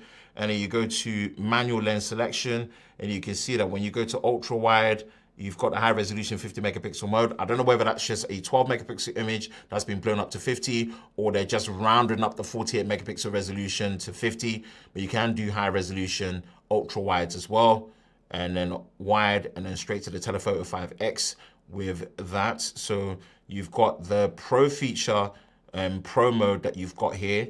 And then of course, all the additional features that you've got here for night sight and whatnot. And then of course, if you adjust things like brightness, white balance, focus, shutter speed, ISO, that's all there that you can see working through. And this is of course a pro feature, and it's not something that you get on the Pixel 8 at all. So camera update that's come through, okay? So just to take that into account, how do you feel about Sammy dropping a 10x periscope zoom lens and switching to a 5x with a wider aperture? Me personally, yeah, perfect. About time. Honestly, 10x, I'm sorry. Unpopular opinion, right? 10x was excessive, is excessive. Like I said, my dream lens setup is to do a 0.5x ultra wide, a 1x wide, 2x optical, 2x lossless zoom on the main wide sensor, a 3x dedicated zoom, and a 6x dedicated zoom. That's my combo. If Samsung are dropping from that 10x with the f4.9 aperture and coming all the way down to a 5x zoom with an f2 aperture or f1.8 aperture or something with a bigger sensor and better stabilization, I'm taking that all day long. I'm sorry, I'm taking that all day long. You have to remember that the 5x zoom was something that they had on the Note 20 Ultra, and it worked fantastically well. It worked fantastically well. So that's my take personally when it comes to that. Yo, what's good, bro? The clarity of the stream, unreal. You are a legend, Ben. Passive aggressor, what's good, my bro? Appreciate you being here, man. Thanks for the support. Yo, you're a good one. I can't lie, you're the only reviewer with that normal London accent, and and I fucks with that for real. The other one sounds so damn posh. Hey man, I'm being authentic as it is, man. That's how it is, just bringing enthusiasm to tech and just being real as it is, man. Also, again, Ben, shout out to you for covering all the base models, man. Of course, man, we show all the phones love. Listen, we are doing it, man. We don't discriminate. We don't discriminate. We ain't just going for the big boys and just leaving the little ones behind. We're doing that as well. We're doing definitive Pixel collaborative collective testing. We've got battery charging tests coming up, and we've also got, of course, Pixel 8 Pro versus Pixel 7 Pro versus Pixel 6 Pro camera comparison, and we're doing Pixel 8 Pro versus Pixel 8 versus Pixel 7a camera comparison as well, so you can have a definitive look of which ones to go for. And so, can you compare the Pixel 8 and the 7 by side, please? Love the Pixel. Yep. In fact, that will probably be the last one I'm going to be doing. I will be doing a Pixel 8 versus Pixel 7 versus Pixel 6 camera comparison as well, so you can have a definitive look of seeing how the camera is improved over the 3 generations of the non-Pro Pixel devices.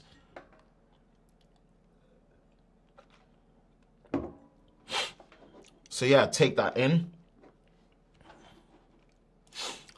I love my Pixel 8 Pro. Been a constant Pixel user since the Pixel XL. Nice. Had nearly every Pixel every year, but the 8 Pro totally nailed it this year. Can't wait for the future brings. Nice. Shout out to you, OG Pixel user from 2016. I like that. Do you know why the 8 is £700 when the 8 Pro is the same price as last year? The 8 Pro is not the same price as last year. I understand why the Pro is not. Nah. The 8 Pro is not the same price as last year. The Pixel 7 Pro started at £849, $899.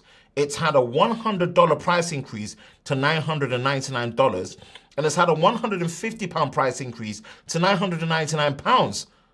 The Pixel 8 Pro is more expensive. The Pixel 8 having a $100 100 price increase makes absolutely sense. It makes sense. It makes sense. Just because of the actual display alone, it makes sense. That's fine.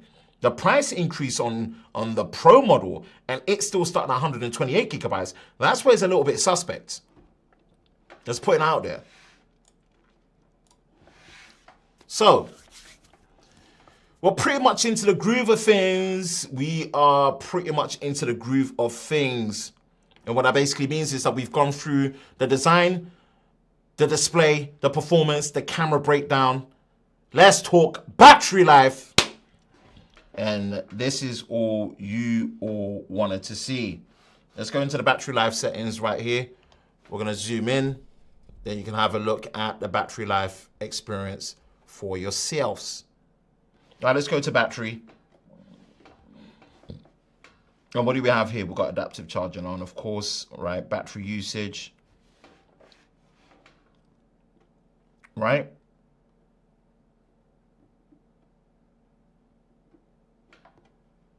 Tuesday being today. And this is what we have here when it comes to the camera experience. So it's not showing me any other days beforehand. So this is what we have here. Battery usage. So screen time since full charge. We did a full charge before going out to do the camera comparison on 46%. This is screen on time. This is the usage when it comes to the camera, YouTube, Instagram, the Photos app, Asphalt, as well as other things there as well. And again, been more used in the Pixel 8 Pro, but as stated, by the time you've watched this, we would have conducted our controlled battery drain test, which we're gonna do.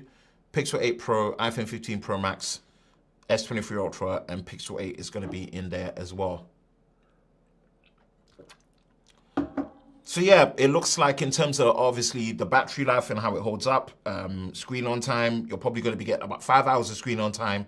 At the end of the day, if you're using it conservatively, 5 hours of screen on time, you have about maybe 30 to 35% battery left in there. Again, this is using a 5,050 milliamp hour battery, and this is using a 4,575 milliamp hour battery, and they do support improved 30-watt charging. And again, it doesn't mean it's using all the 30 watts, but it's using more of the 30 watts than it ever did before, which obviously in the past was capped at like 20 watts or 21 watts. But again, this is something that they've improved on there. So Google did state that, yes, of course, we know there's no chargers in the box. If you use the official Google 30-watt charger, it did claim that you do get 50% in 30 minutes. And that is true. With my battery charging test, if you haven't watched it again, I'm gonna plug it so you can go watch it. It is 30%. Yeah, it's true. I got 51% with the Pixel 8 Pro, apologies, and I did get 50% with the Pixel 8 when charging from pretty much 1% dead zero, 250 using an official 30-watt charger, which is what we are using. So this is improved battery charging for Google, and obviously the improved battery charging for Google means that it did finish charging in about an hour, 20 minutes for the Pixel 8, and just under an hour, 30 minutes, which in the past would have taken 2 hours plus. So for example, my Pixel Fold, to charge 100% using an official charger from dead zero, yeah, it's 2 hours and 15 minutes. So that's a massive improvement considering they come. Again, I still want Pixel devices to just get to the point where, you know, they can charge the full in at least 1 hour. You know, at least 1 hour. With a battery size like 5,000 milliamps, if they can charge the full in at least 1 hour, this is something I'll be happy with. My ideal situation is to get full charge in 45 minutes. Anything less than that, it's just an excessive bonus. It's just a bonus. Anything less than 30 minutes is just an excessive bonus, right? So personally, anything within the range of 45 minutes to full charge, an hour to full charge over wired cable charging is another thing to consider.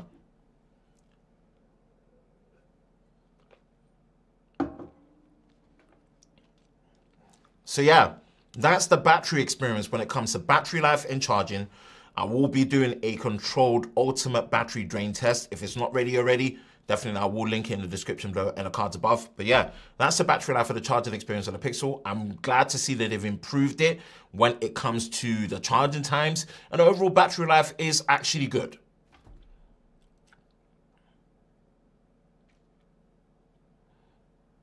Let's jump into the comments and see what everyone is saying. We're about to hit the 2 hour mark, people. Love to see it. Absolutely love to see it. Shout out to the support, man. Absolutely love to see it. Great stuff. Says, I believe they're making the price increase due to the offers they brought with the Pixel 7 series, like the free Buds and the free Pixel Watch. At launch in certain countries, they need to recover the cost. That's true. That is true. That is true. When are you releasing a battery drain test? Any rough dates? Probably at best, you might be lucky Saturday. We should be getting iPhone 15 Pro Max back in on Wednesday. Once that gets back in, we can plan it, shoot it. Again, what you have to remember is with battery drain tests, it's not for the faint-hearted. It's straight 12 hours recording and actually sitting there. You can't leave it. So please, please, please, if you want this video, turn on notifications, make sure you're subscribed, and watch it, please. Show it the same love that you did with the camera comparison, and I'll be sure to like definitively do it on a regular basis. And so, oh my gosh, I can't wait for the Pixel 8 photography game, haha. The 7 was essentially the tier launch to what we have now. The sales of the Pixel series since the 6 have improved by a 2% market share. Yeah, they have. Right now, I'm using a Pixel 8 Pro. Can I downgrade to Pixel 8? Pixel 8 looks nicer than the Pro. Depends the size form factor. I think because of the matte finish, I prefer the Pixel 8 Pro still because of the matte finish. But the size of the form factor is really, really sweet on the Pixel 8 for sure.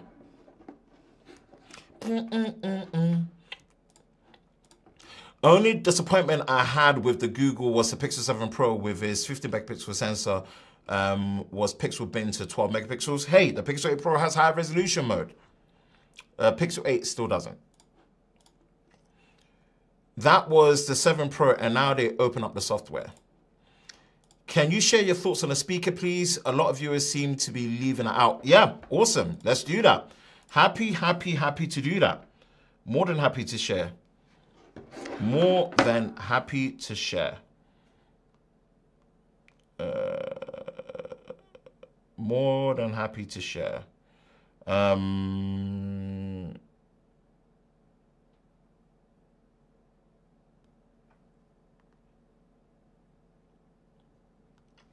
Chill hop.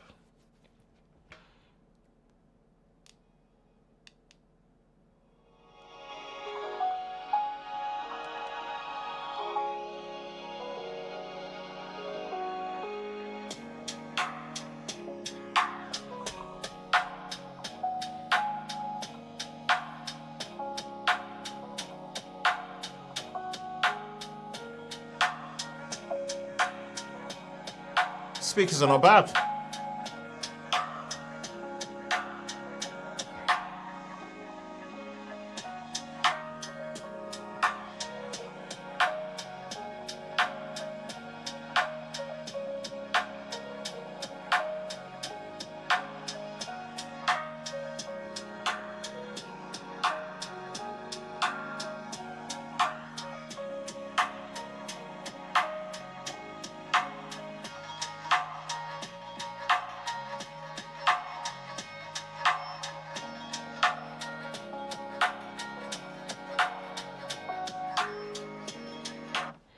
All right, so let's switch to the Pixel. Actually, let's test the Pixel 7 Pro, right? Pixel 7 Pro. Chill up.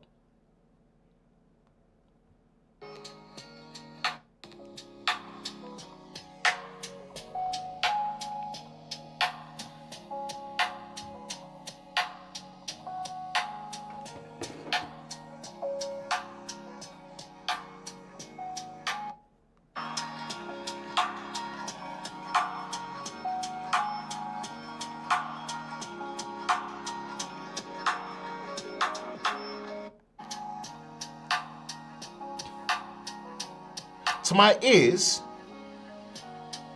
the Pixel 7 Pro has slight low end, whereas obviously the Pixel 8 Pro, no, the Pixel 8 Pro is slightly louder.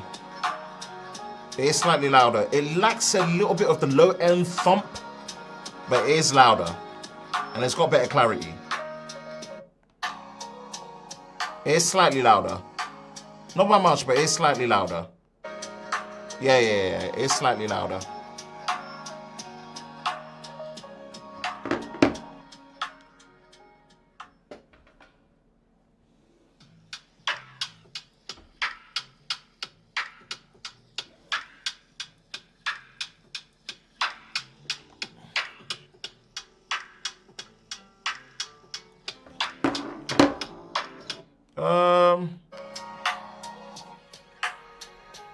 Nah, it's the same. I think the bottom firing speaker is what's really improved.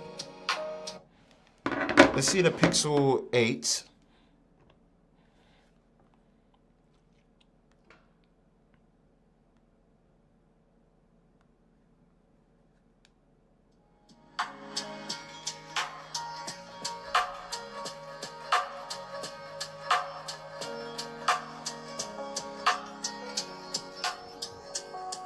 Nah, it's the same. It vibes. It vibes.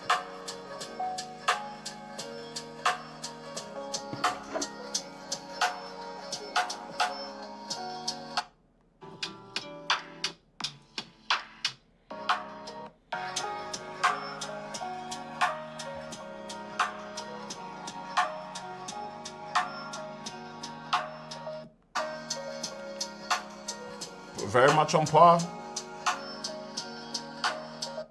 So yeah, that's a speaker test. Yeah. Good shout out. Thanks for reminding me. And this is one thing I love about these Tech and Chill Show Unplugged. Like you all as the audience get to ask and I'll do my best to demonstrate it for you. And that's exactly what happened. It's exactly what happened.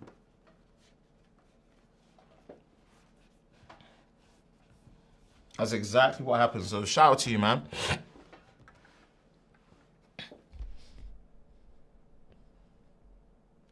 Okay, so what we got? Have you also noticed how loud the internal ear speaker is on a Pixel 8 before the Pixel 7 Pro? I had to dial it nearly up to 100% now. With the Pixel 8 Pro, I've lowered it drastically. Okay, interesting. Maybe my hearing is not all that great, but yeah, the Pixel 8 Pro is louder. Which one do you prefer, the Pixel 7? Pixel 8 Pro, Pixel 8 Pro. How does the Pixel 8 Pro compare? Well, I just showed you now, so yeah, I prefer the Pixel 8 Pro. I'll definitely say I prefer the Pixel 8 Pro. It lacks a bit of the low end, right? But it is louder, clearer. There is better clarity to it. So I take the Pixel 8 Pro and the Pixel 8 when it comes to the speaker experience.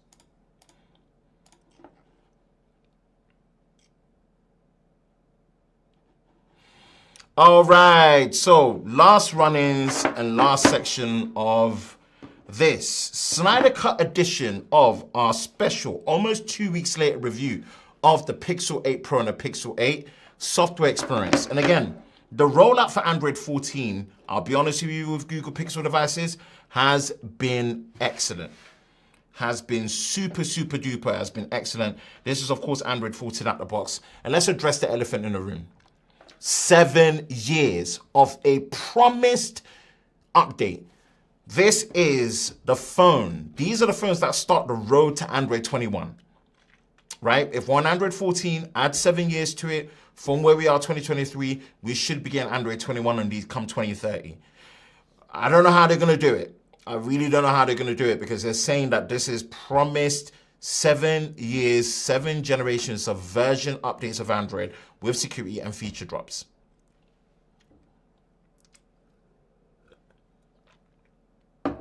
That's a bold statement. That's a bold statement. That's a bold statement. That's bold. That's cojones for you. Apple have probably been the gold standard of this with no promise. They've done up to 6 years and 6 generations and 6 versions. And Google are promising 7 starting now with the Tensor G3 based Pixel 8 and Pixel 8 Pro. And again, Android 14 is as you'd expect it to be. But you see, it's really all about the Google Pixel software experience, right? And when it comes to the software experience, it's been an interesting one. If we, for example, take what we have here with pictures. Again, I was out with my son yesterday. When it comes to what we're doing at Arsenal, when it comes to that, okay? And we're going to show you one here where we're going to go to edit. And there is a wild gadgets child, aka gadgets boy, aka Tommy in the back. And we're going to use our tools. And we're going to use the magic eraser. So it's going to find suggestions. Here's the software experience. And this is what I mean about, shout out to Naseem as well. Here's the software experience. And this is what we mean about the tailored pixel performance experience. Again, it's finding suggestions. It really does take time when it comes to using the tensor processing units. It's working its way through. And who are we going to remove? Okay, we're going to remove Tommy. And let's see how well it does.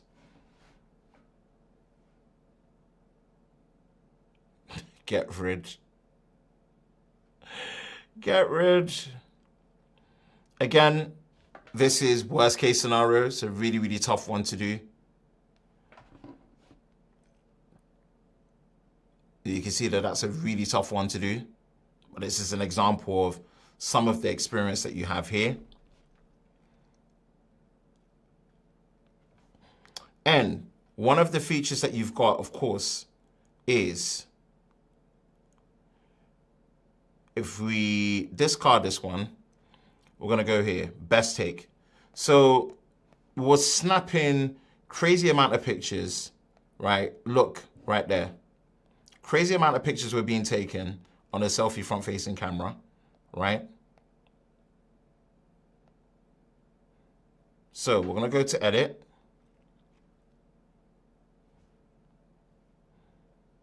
And we're going to go to tools.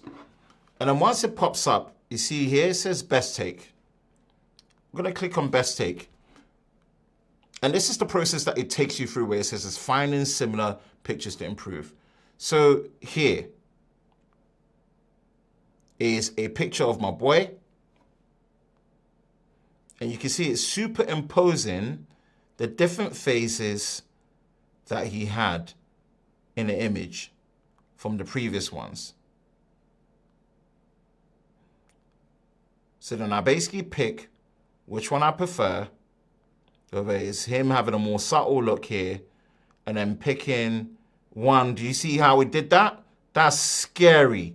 Look at that. That is hella scary. That's, yo, that's flipping scary.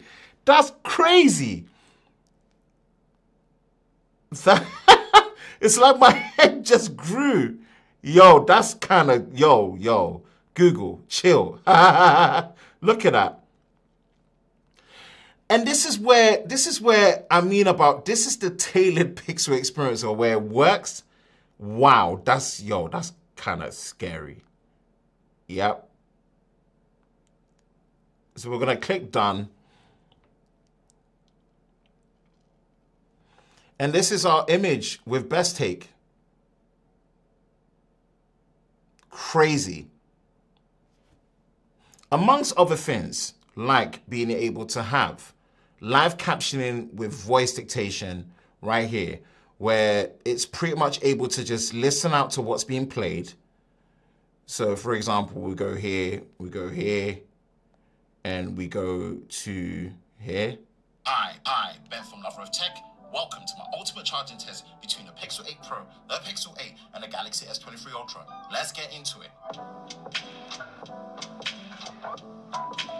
Now, the Pixel 8 Pro is using a 5050 mAh battery and supports improved 30-watt wire charging. The Pixel 8 is packing a 4575 mAh battery with improved 30-watt wire charging. The Galaxy S23 Ultra is using a 5000 mAh battery with support for 45-watt wire charge. So this is what we mean about the Pixel experience. And if we go to something like Now Playing, one of my favorite features, right? Now Playing services right here. No song history yet.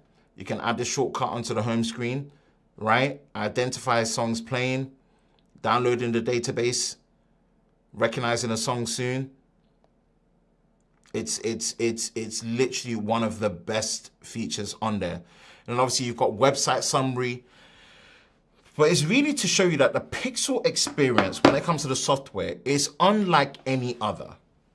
It's unlike any other, and this is what really makes it stand out amongst the camera when it comes to things like having the Pro mode on the cameras, where you can do 12 megapixel RAWs, or you can do 50 megapixel high resolution, and you could do the manual selection. You can obviously change things there.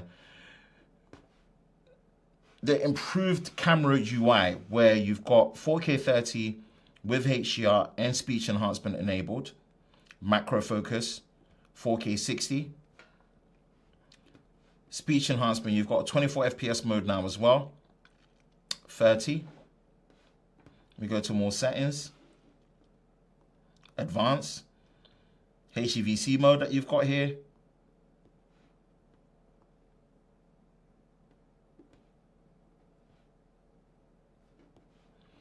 This is what the Pixel experience is like when it comes to what they're able to do now. And again, with things like obviously Video Night Sight coming out and the Video Boost feature where you're able to send it to Google's cloud for it to improve your videos and come back better than ever before. This is what the software and the Google experience is like. And it really suits it for what it is, and people love it for that reason. That's why I said it before that you don't get a Pixel for raw brute force performance, especially when it comes to synthetics and raw performance in general. What you get it for is that tailor-made Pixel experience. You just won't get it anywhere else. And if that's for you, this is where people have rocked with Google from the beginning when they were using that kind of approach with not having OIS, for example, on the first generation Pixel in 2016, but it still had some of the best video stabilization you could ever get. Things like using Realtone, Magic Editor, right? Audio Eraser, like so much goes on. So for example, if we just cancel this for now, discard, we're gonna come out and let's just say this is the camera comparison stuff that we're doing. And 3, 2, 1. We're gonna go to edit and we're gonna go to audio eraser. So once we go to audio eraser,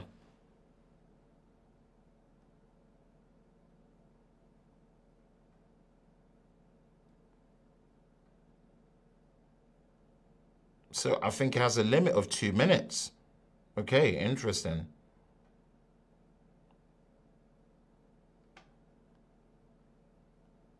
Yeah, it's got a limit.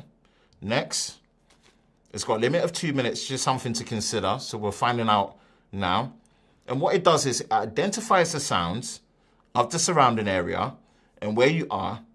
And then what you've got is wind. So you can reduce the wind. Wind, noise, press done. And 3, 2, 1. You hear that? So we are now recording in a 4K UHD 30 frames per second video recorder mode on the Pixel 8 Pro, Pixel 7 Pro, and Pixel 6 Pro. Just seeing how the low light performance is like.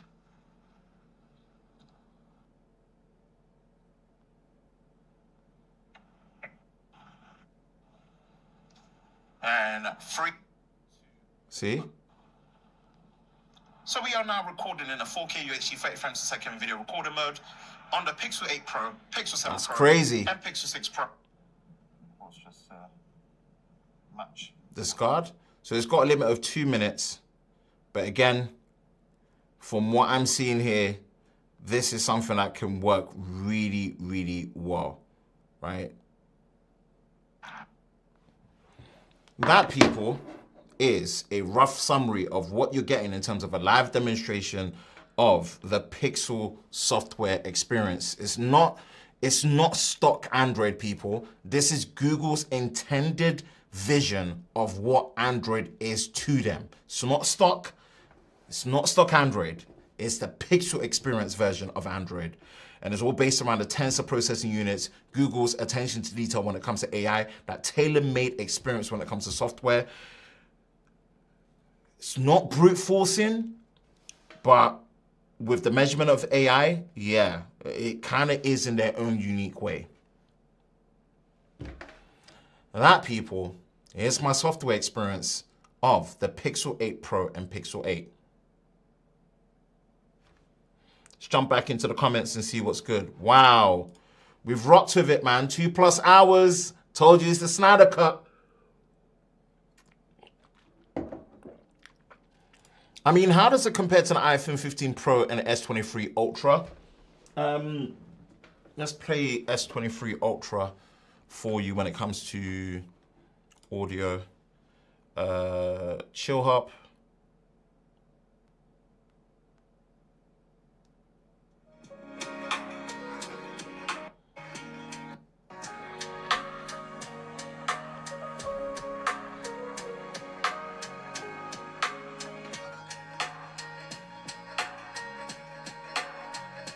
Obviously, the S23 Ultra has got Dolby Atmos on.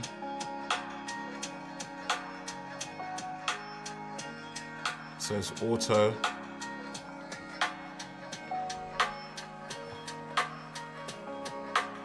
And I don't have the iPhone 15 Pro Max on hand to show, so.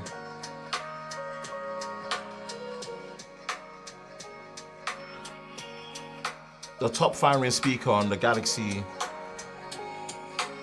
The top firing speaker on the Galaxy S23 Ultra is definitely louder. Definitely louder.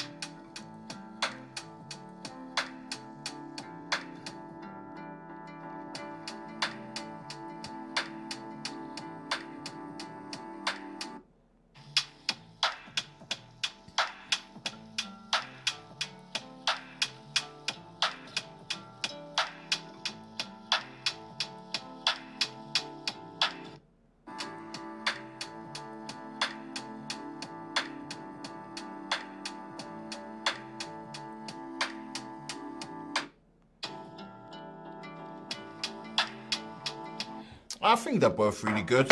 It's definitely on par. So yeah, I don't think you've got much to worry about when it comes to the speaker experience of the Pixel 8 Pro compared to even the Galaxy S23, Galaxy S23 Ultra. Personally, I think you're good. Hopefully that test kind of gave you some confidence right there. Boom. I'm not able to find the photosphere option on the Pixel 8 Pro, but the Pixel 7 Pro got photosphere mode on the 9 Pro. Can you please check once? Let's see. Photosphere.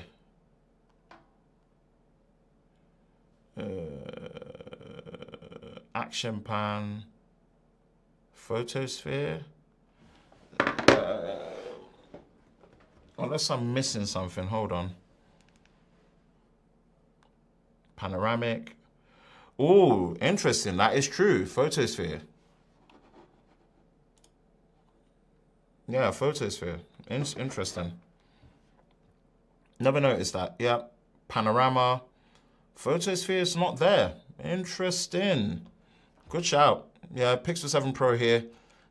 Everything's been updated to the latest camera with the separated toggles.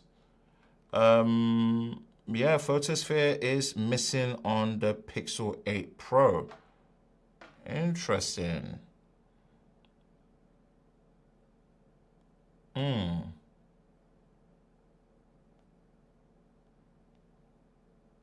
Yeah, that's interesting. Not sure why that's taken away. I don't see it hidden in Pro. 12 megapixels, auto select.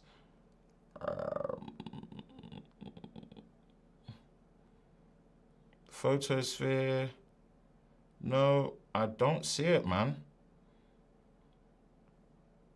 Long exposure, action pan. Nope. Don't see it, man. More settings.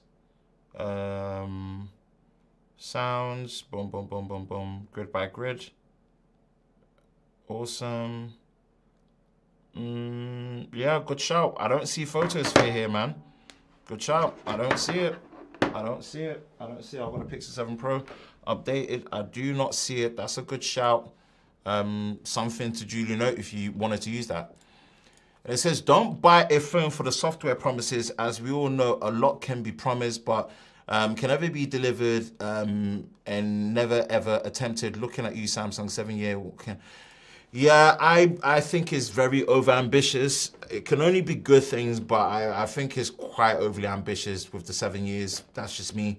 But it is the road to Android 21, so let's see if they can pull it off. But will most likely be gimped versions with less features, and the more features will be added to the later Pixels. I think that's what's going to happen. I think they will hit 5 years and they'll start gimping it. If I'm being honest, the Magic Eraser and the Best Take features are so gimmicky. People just want to take a picture and move on. And the whole essence of pictures is that you capture the moment. I don't think it's gimmicky, but it is one of those things where, is Google playing to their strengths? I don't think it's gimmicky. I think it's quite scary in a way. I don't think it's gimmicky. I thought it was going to be gimmicky, but using it in the way that it's being used, it's not as gimmicky. I just think the process of it is a lot slower than you think. You do have to have a bit of patience. You do have to have a bit of patience. You do have to have a bit of patience. You know how it takes the process and everything. You do have to have a bit of patience. But I do get it. It depends on the two camps you're in. I think most people do want to take a good picture and keep it moving. But for those that have a bit more time, if Google markets it well and keeps dropping suggestions when you take pictures like they do where it says blur background or best take or this, if it machine learns and knows how to communicate with the end user a lot more with good necessary prompts, then I think it becomes less of a gimmick. So let's give it a chance. Bam. Wow. Wow. Thank you for the $20 super chat, man. Kingdom Within. Really appreciate that. It says, you are still the hardest worker I know when it comes to comparing and reviewing these smartphones. I appreciate all the time you put into these videos, and I wish I could do more, but may you continue to be blessed. Honestly, man, well, I can't ask for any more than what you like. I've said it and I've said it and I've said it, I've said it, I've said it and I've said it, right? You all that have been rocking with everything I've been doing as now the discovery process is happening, I'm so grateful. I'm so grateful. And it's not mandatory for you to give a direct donation, but when you do this, this is why I put so much effort into making sure the production of what we're doing here is what it is. Even on a live stream, we don't skimp on giving you all the experience that you want, right? Full fat. It's the full fat milk experience. Not semi-skimmed, not fully skimmed. This is the full fat experience that you're getting.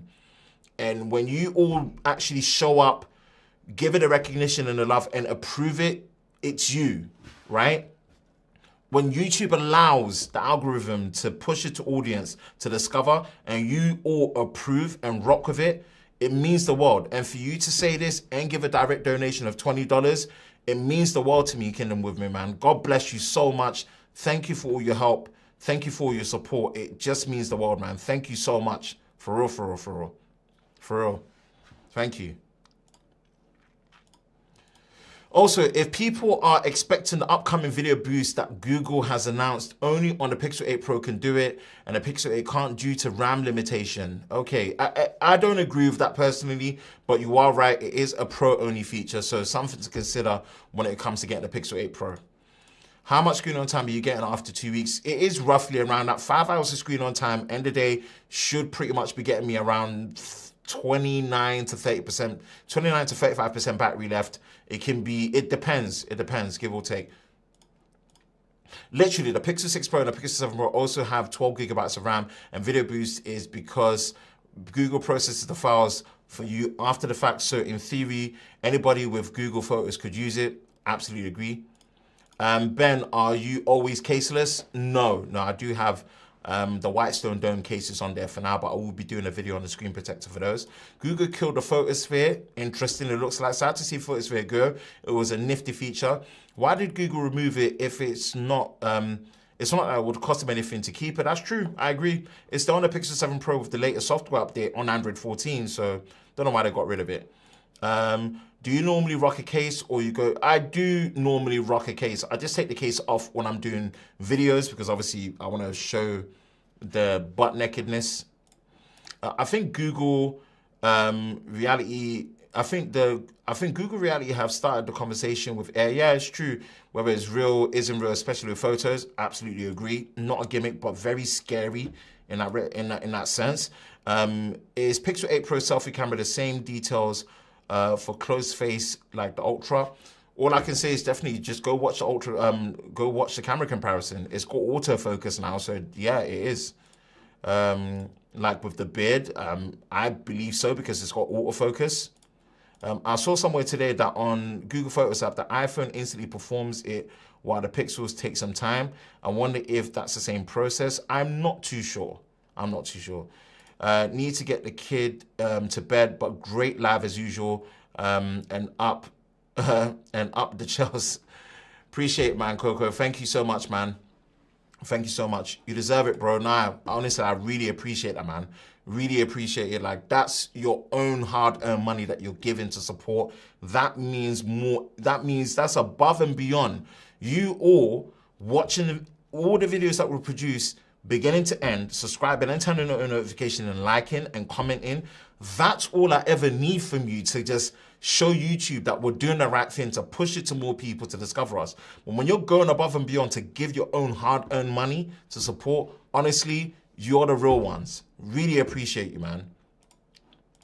Knowing the scale of Google, they are the only one that can back up their 7-year update. Let's hold our horses. But also knowing Google, they're the same that can't fully fulfill them. Exactly. It's a coin toss at the minute, people. It's a coin toss. It's not like they've been able to, let's just say, maintain a consistent 5-year update and said 2 more years. They've gone from 3 to 7. Let's hold our horses, man. This is a long road. And if they pull this off, these might be the most important Android phones to be released. But until then, it's Android 14 to the road to 21 to see if we're going to break down or we're going to make it there with a few bumps in there. That's how it is. By the way, I really like the fact that Google Pixel 8 Pro has a flat screen. Yeah, absolutely, rather than the curved ones. I didn't like. Yep, absolutely. We covered that at the beginning. Absolutely agree. Flat display all the way. What's your daily driver normally? It is, my personal number is in the S23 Ultra, and then my business line is in the Pixel Fold. I do love a foldable, but I will probably be switching from the Pixel Fold to the Pixel 8.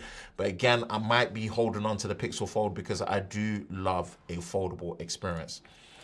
The most exciting thing I'm keen to see is the Assistant with Bard integration. That will be the biggest game changer. Absolutely. Again, part of the Pixel experience.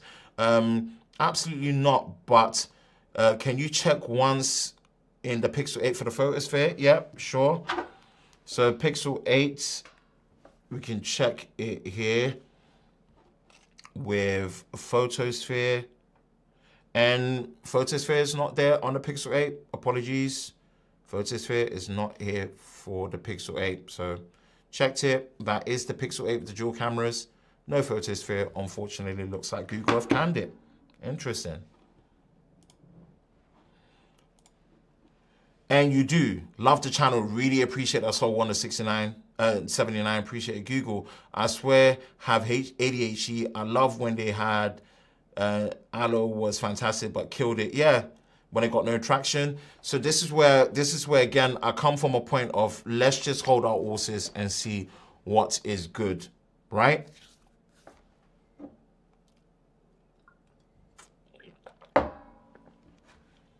What's the verdict? Verdict is, first of all, let's look at the Pixel 8. Pixel 8, price increase with the Pixel 8 makes absolute sense. And let me put that in perspective. Considering something like the Pixel 2 came out how many years ago? 2017, 2018. And it was starting price at £629, $629. And it had like storage of like 64, 32 gigabytes. I think 64 gigabytes. Considering what we're getting here, right? $699, £699 for the Pixel 8 with the actual display that's 2000 nits, 1080p, 120 hertz, dual cameras. It makes sense. It makes sense. Now, the Pixel 8 Pro is where I'm struggling a little bit to justify-ish. The only reason why I say that is now it's £1,000. Now it's $1,000. And it still starts at 128 gigabytes. It should have been 256. If it was 256, I wouldn't have a problem. And I guess there's all the extra sauce that comes with the Pixel Pro experience with the 5x dedicated zoom lens and the high resolution improved ultra wide, the new 50 megapixel sensor, which is obviously what you get, the high resolution 10.5 megapixel selfie as well. Obviously the bigger battery, the slightly faster charging. The pro features of the camera, what you're going to be getting with the new video boost feature being a pro only feature. The temperature sensor, which we didn't even touch on, but again, we'll leave that. The temperature sensor. If they nail the 7 years of updates, then I'm okay with the price increase. If they don't, the price increase understandably is something that is pretty much justified based on a super actual display being super bright, high resolution, second generation LTPO display that goes down to 1 Hz, flat display. It would have been more justified if the base storage was 256 instead of 128 gig and it killed it. But if it stays as it is right now, if they pull off the 7 years of updates, then it was worth the price increase to justify and to make. And if you're coming from anything below a Pixel 6 Pro, definitely worth the upgrade. But I will say, even if you're coming from a Pixel 6 Pro, and if you're coming from a Pixel 6 even, oh my God, definitely get 8. From a Pixel 6 Pro, yeah, I think 2 years on, in the 3rd generation of their Pro devices, if you upgrade, yeah, you're good. You're good. It's worth the upgrade. But definitely, if you're coming from anything before then, such as the Pixel 5, oh, 100% worth the upgrade. Pixel 4 XL, definitely get the upgrade. And then Pixel 3 XL, which is 2018, and 2019 Pixel 4 XL, definitely worth the upgrade. But that's just my 2 cents where it would have been better if this was a 256 starting for the 8 Pro. 128 gig for the 8 is still fine. 256 for the 8 Pro. But it's all really going to be down to the fact that they've promised 7 years. If they can honor it by 2030, where we hit Android 21, it was all justified and was actually the greatest value purchase that you could actually consider getting. And that's my verdict after almost 2 weeks with the Pixel 8 Pro and Pixel 8. Let's jump into the comments and say a final wrap up and goodbye. Wow, we've hit the 2 hours and 30-minute mark. Yeah, man, this is a Snyder Cut edition that we've given you tonight, baby. It's been an interesting one.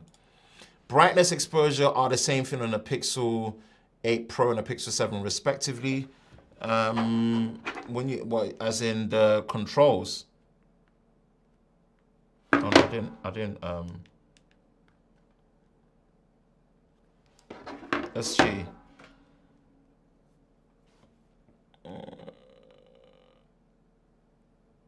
Okay, let's see.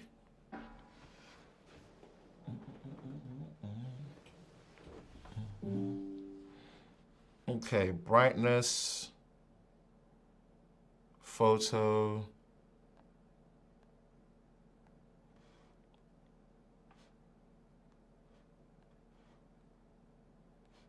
Nah, there's no manual controls here. Was that long exposure? No. Photo, no manual controls here. Literally, the manual controls that you're getting are just here on brightness, shadow. So unless you mean something else. Pixel camera 9.0 kill photosphere, check version 7 on the Pro, and I think it's 9. Let's see.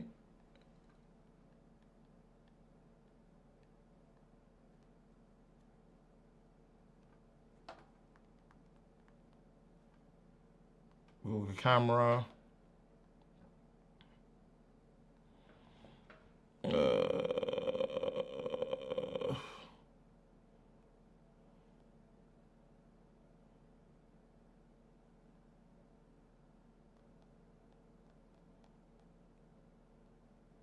Yeah, what we got here is version 9.0.1. Okay. And let's see what we've got here. Google camera.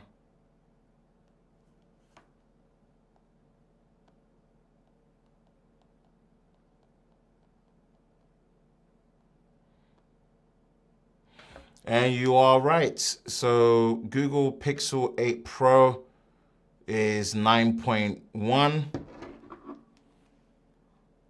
And obviously you got 9.0. So 9.1, 9.0. You're absolutely correct, Soul Wonder. Great stuff. Great shout out. You guys are amazing as an audience, man. Great feedback. Let's answer all the questions and fire through. How are you liking the blue? I think porcelain might have been my favorite color. Obviously, this is gift from Google as I'm part of Team Pixel, so I was given these, so I'm not complaining what colors I've got. But I think personally, I would have gone the porcelain color or the black. The blue, it's a bit much for me, but it's a nice color nonetheless. It's a good blue color. It's just a bit too blue for me. Probably also covering the cost of the A series. Yeah, in India we only get 128 gigabyte variant of the Pixel 8 Pro. We can't buy 256 or 512. That's a damn shame, especially with the same tensor chip. Seriously, why can't we have flagship phones starting at 256? Absolutely, it's something that really high. Cause yeah, absolutely should have started at 256. The Pixel 8 should be matte. Yeah, when it comes to the glass to match the matte rails. Does it honestly feel like $1,000 like the iPhone? Yeah, it feels like $1,000. And because it feels like $1,000, hence why it should have started with 256 in my opinion. I wish the Bay Blue came in 1 terabyte storage. It should have a 1 terabyte option in general as well. That only the Obsidian is the only one that has that storage capacity. Okay, the Obsidian has 1 terabyte. Oh, we'll double check it.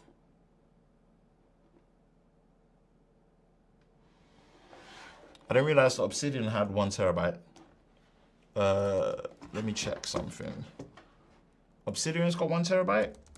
Google.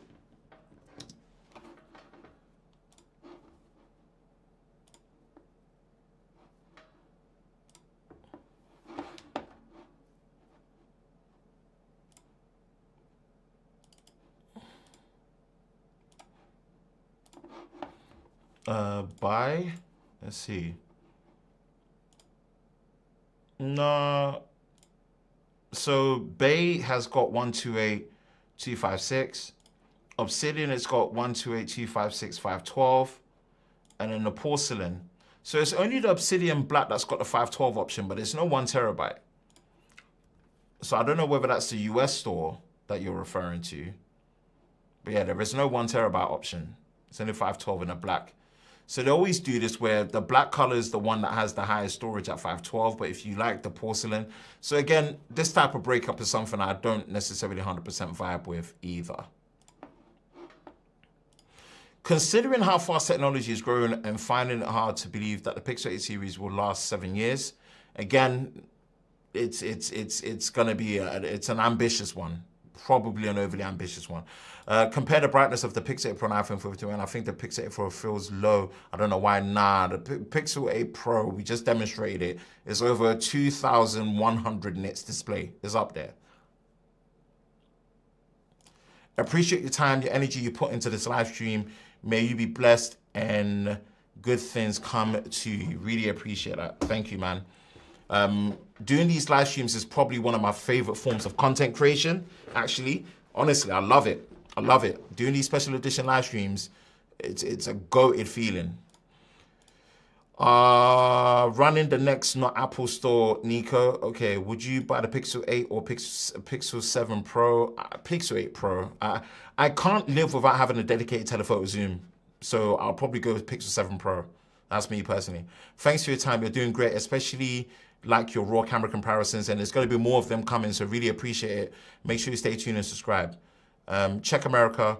1 terabyte is US only. Again, you know, why is US only? It's crazy, but I'll check the American store in a minute.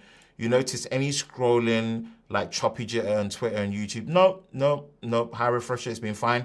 And if you are having any refresh rate issues, you can force it to just stay in 120 hertz.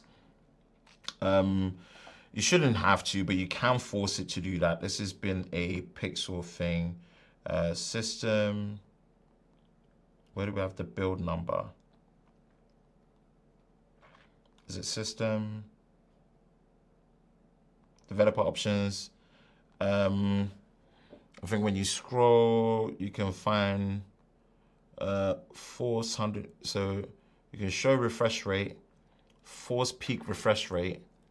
You see, and if you disable peak refresh rate, you see it can drop all the way down to 1 Hz, as you can see right there. And that's the LTPO display working. It goes all the way down to 1 Hz. But then if you touch it, it goes to 120. It just varies, right? And this is how it's able to use the LTPO tech right there. And you could just force peak refresh rate.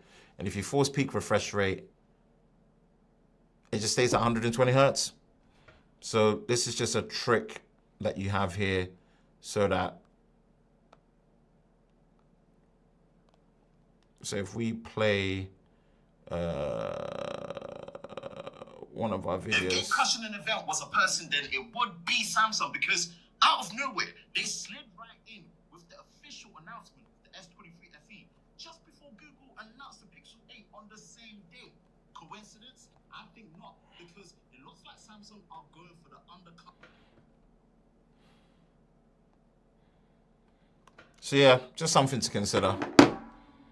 But I've not had any refresh rate issues personally. Is it just me, or does the Pixel 6 Pro still look more appealing to me versus the Pixel 7 and 8 Pro? The Pixel 6 Pro is decent. Again, I'll be doing the camera comparison, if not live already, by the time people catch and watch this. But yeah, its refresh issues with some apps are due to not being optimized yet by developers. Okay, interesting, but I've not had any issues like that. Do you have any idea about the Pixel Buds Pro versus the Galaxy Buds 2 Pro? Which one sound better, mic quality, crowd? I like both. It's really down to just what fits in your earbase. I've got both. I use both. I've got Pixel Buds Pro here in the bay blue color. And then the Galaxy Buds are around as well. It really depends on which one fits, but I like both. I think I'd lean more towards the Pixel Buds Pro just because it fits in my ear better. But the sound quality of the Galaxy Buds 2 are really good. And the Galaxy Buds 2 tend to be better for me when I'm exercising as well. So again, just something to consider.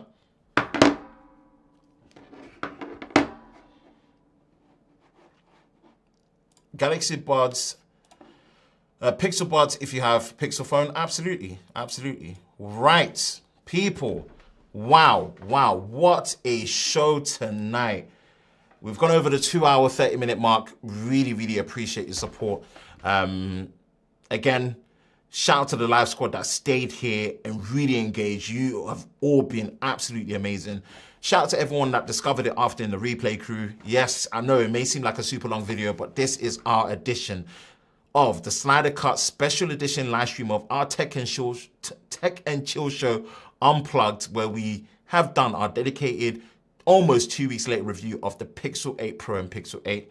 Really appreciate you sticking around. Make sure you subscribe and turn on notifications so you don't miss out on future live streams and live showcases like this and playback, as well as all our dedicated videos that we will be posting on all latest releases. And this time around, at the time of this recording and stream, on the Pixel 8 Pro and Pixel 8. Have a blessed one. Thank you all for your support. Really means the world. And I will catch you in the next one. Peace.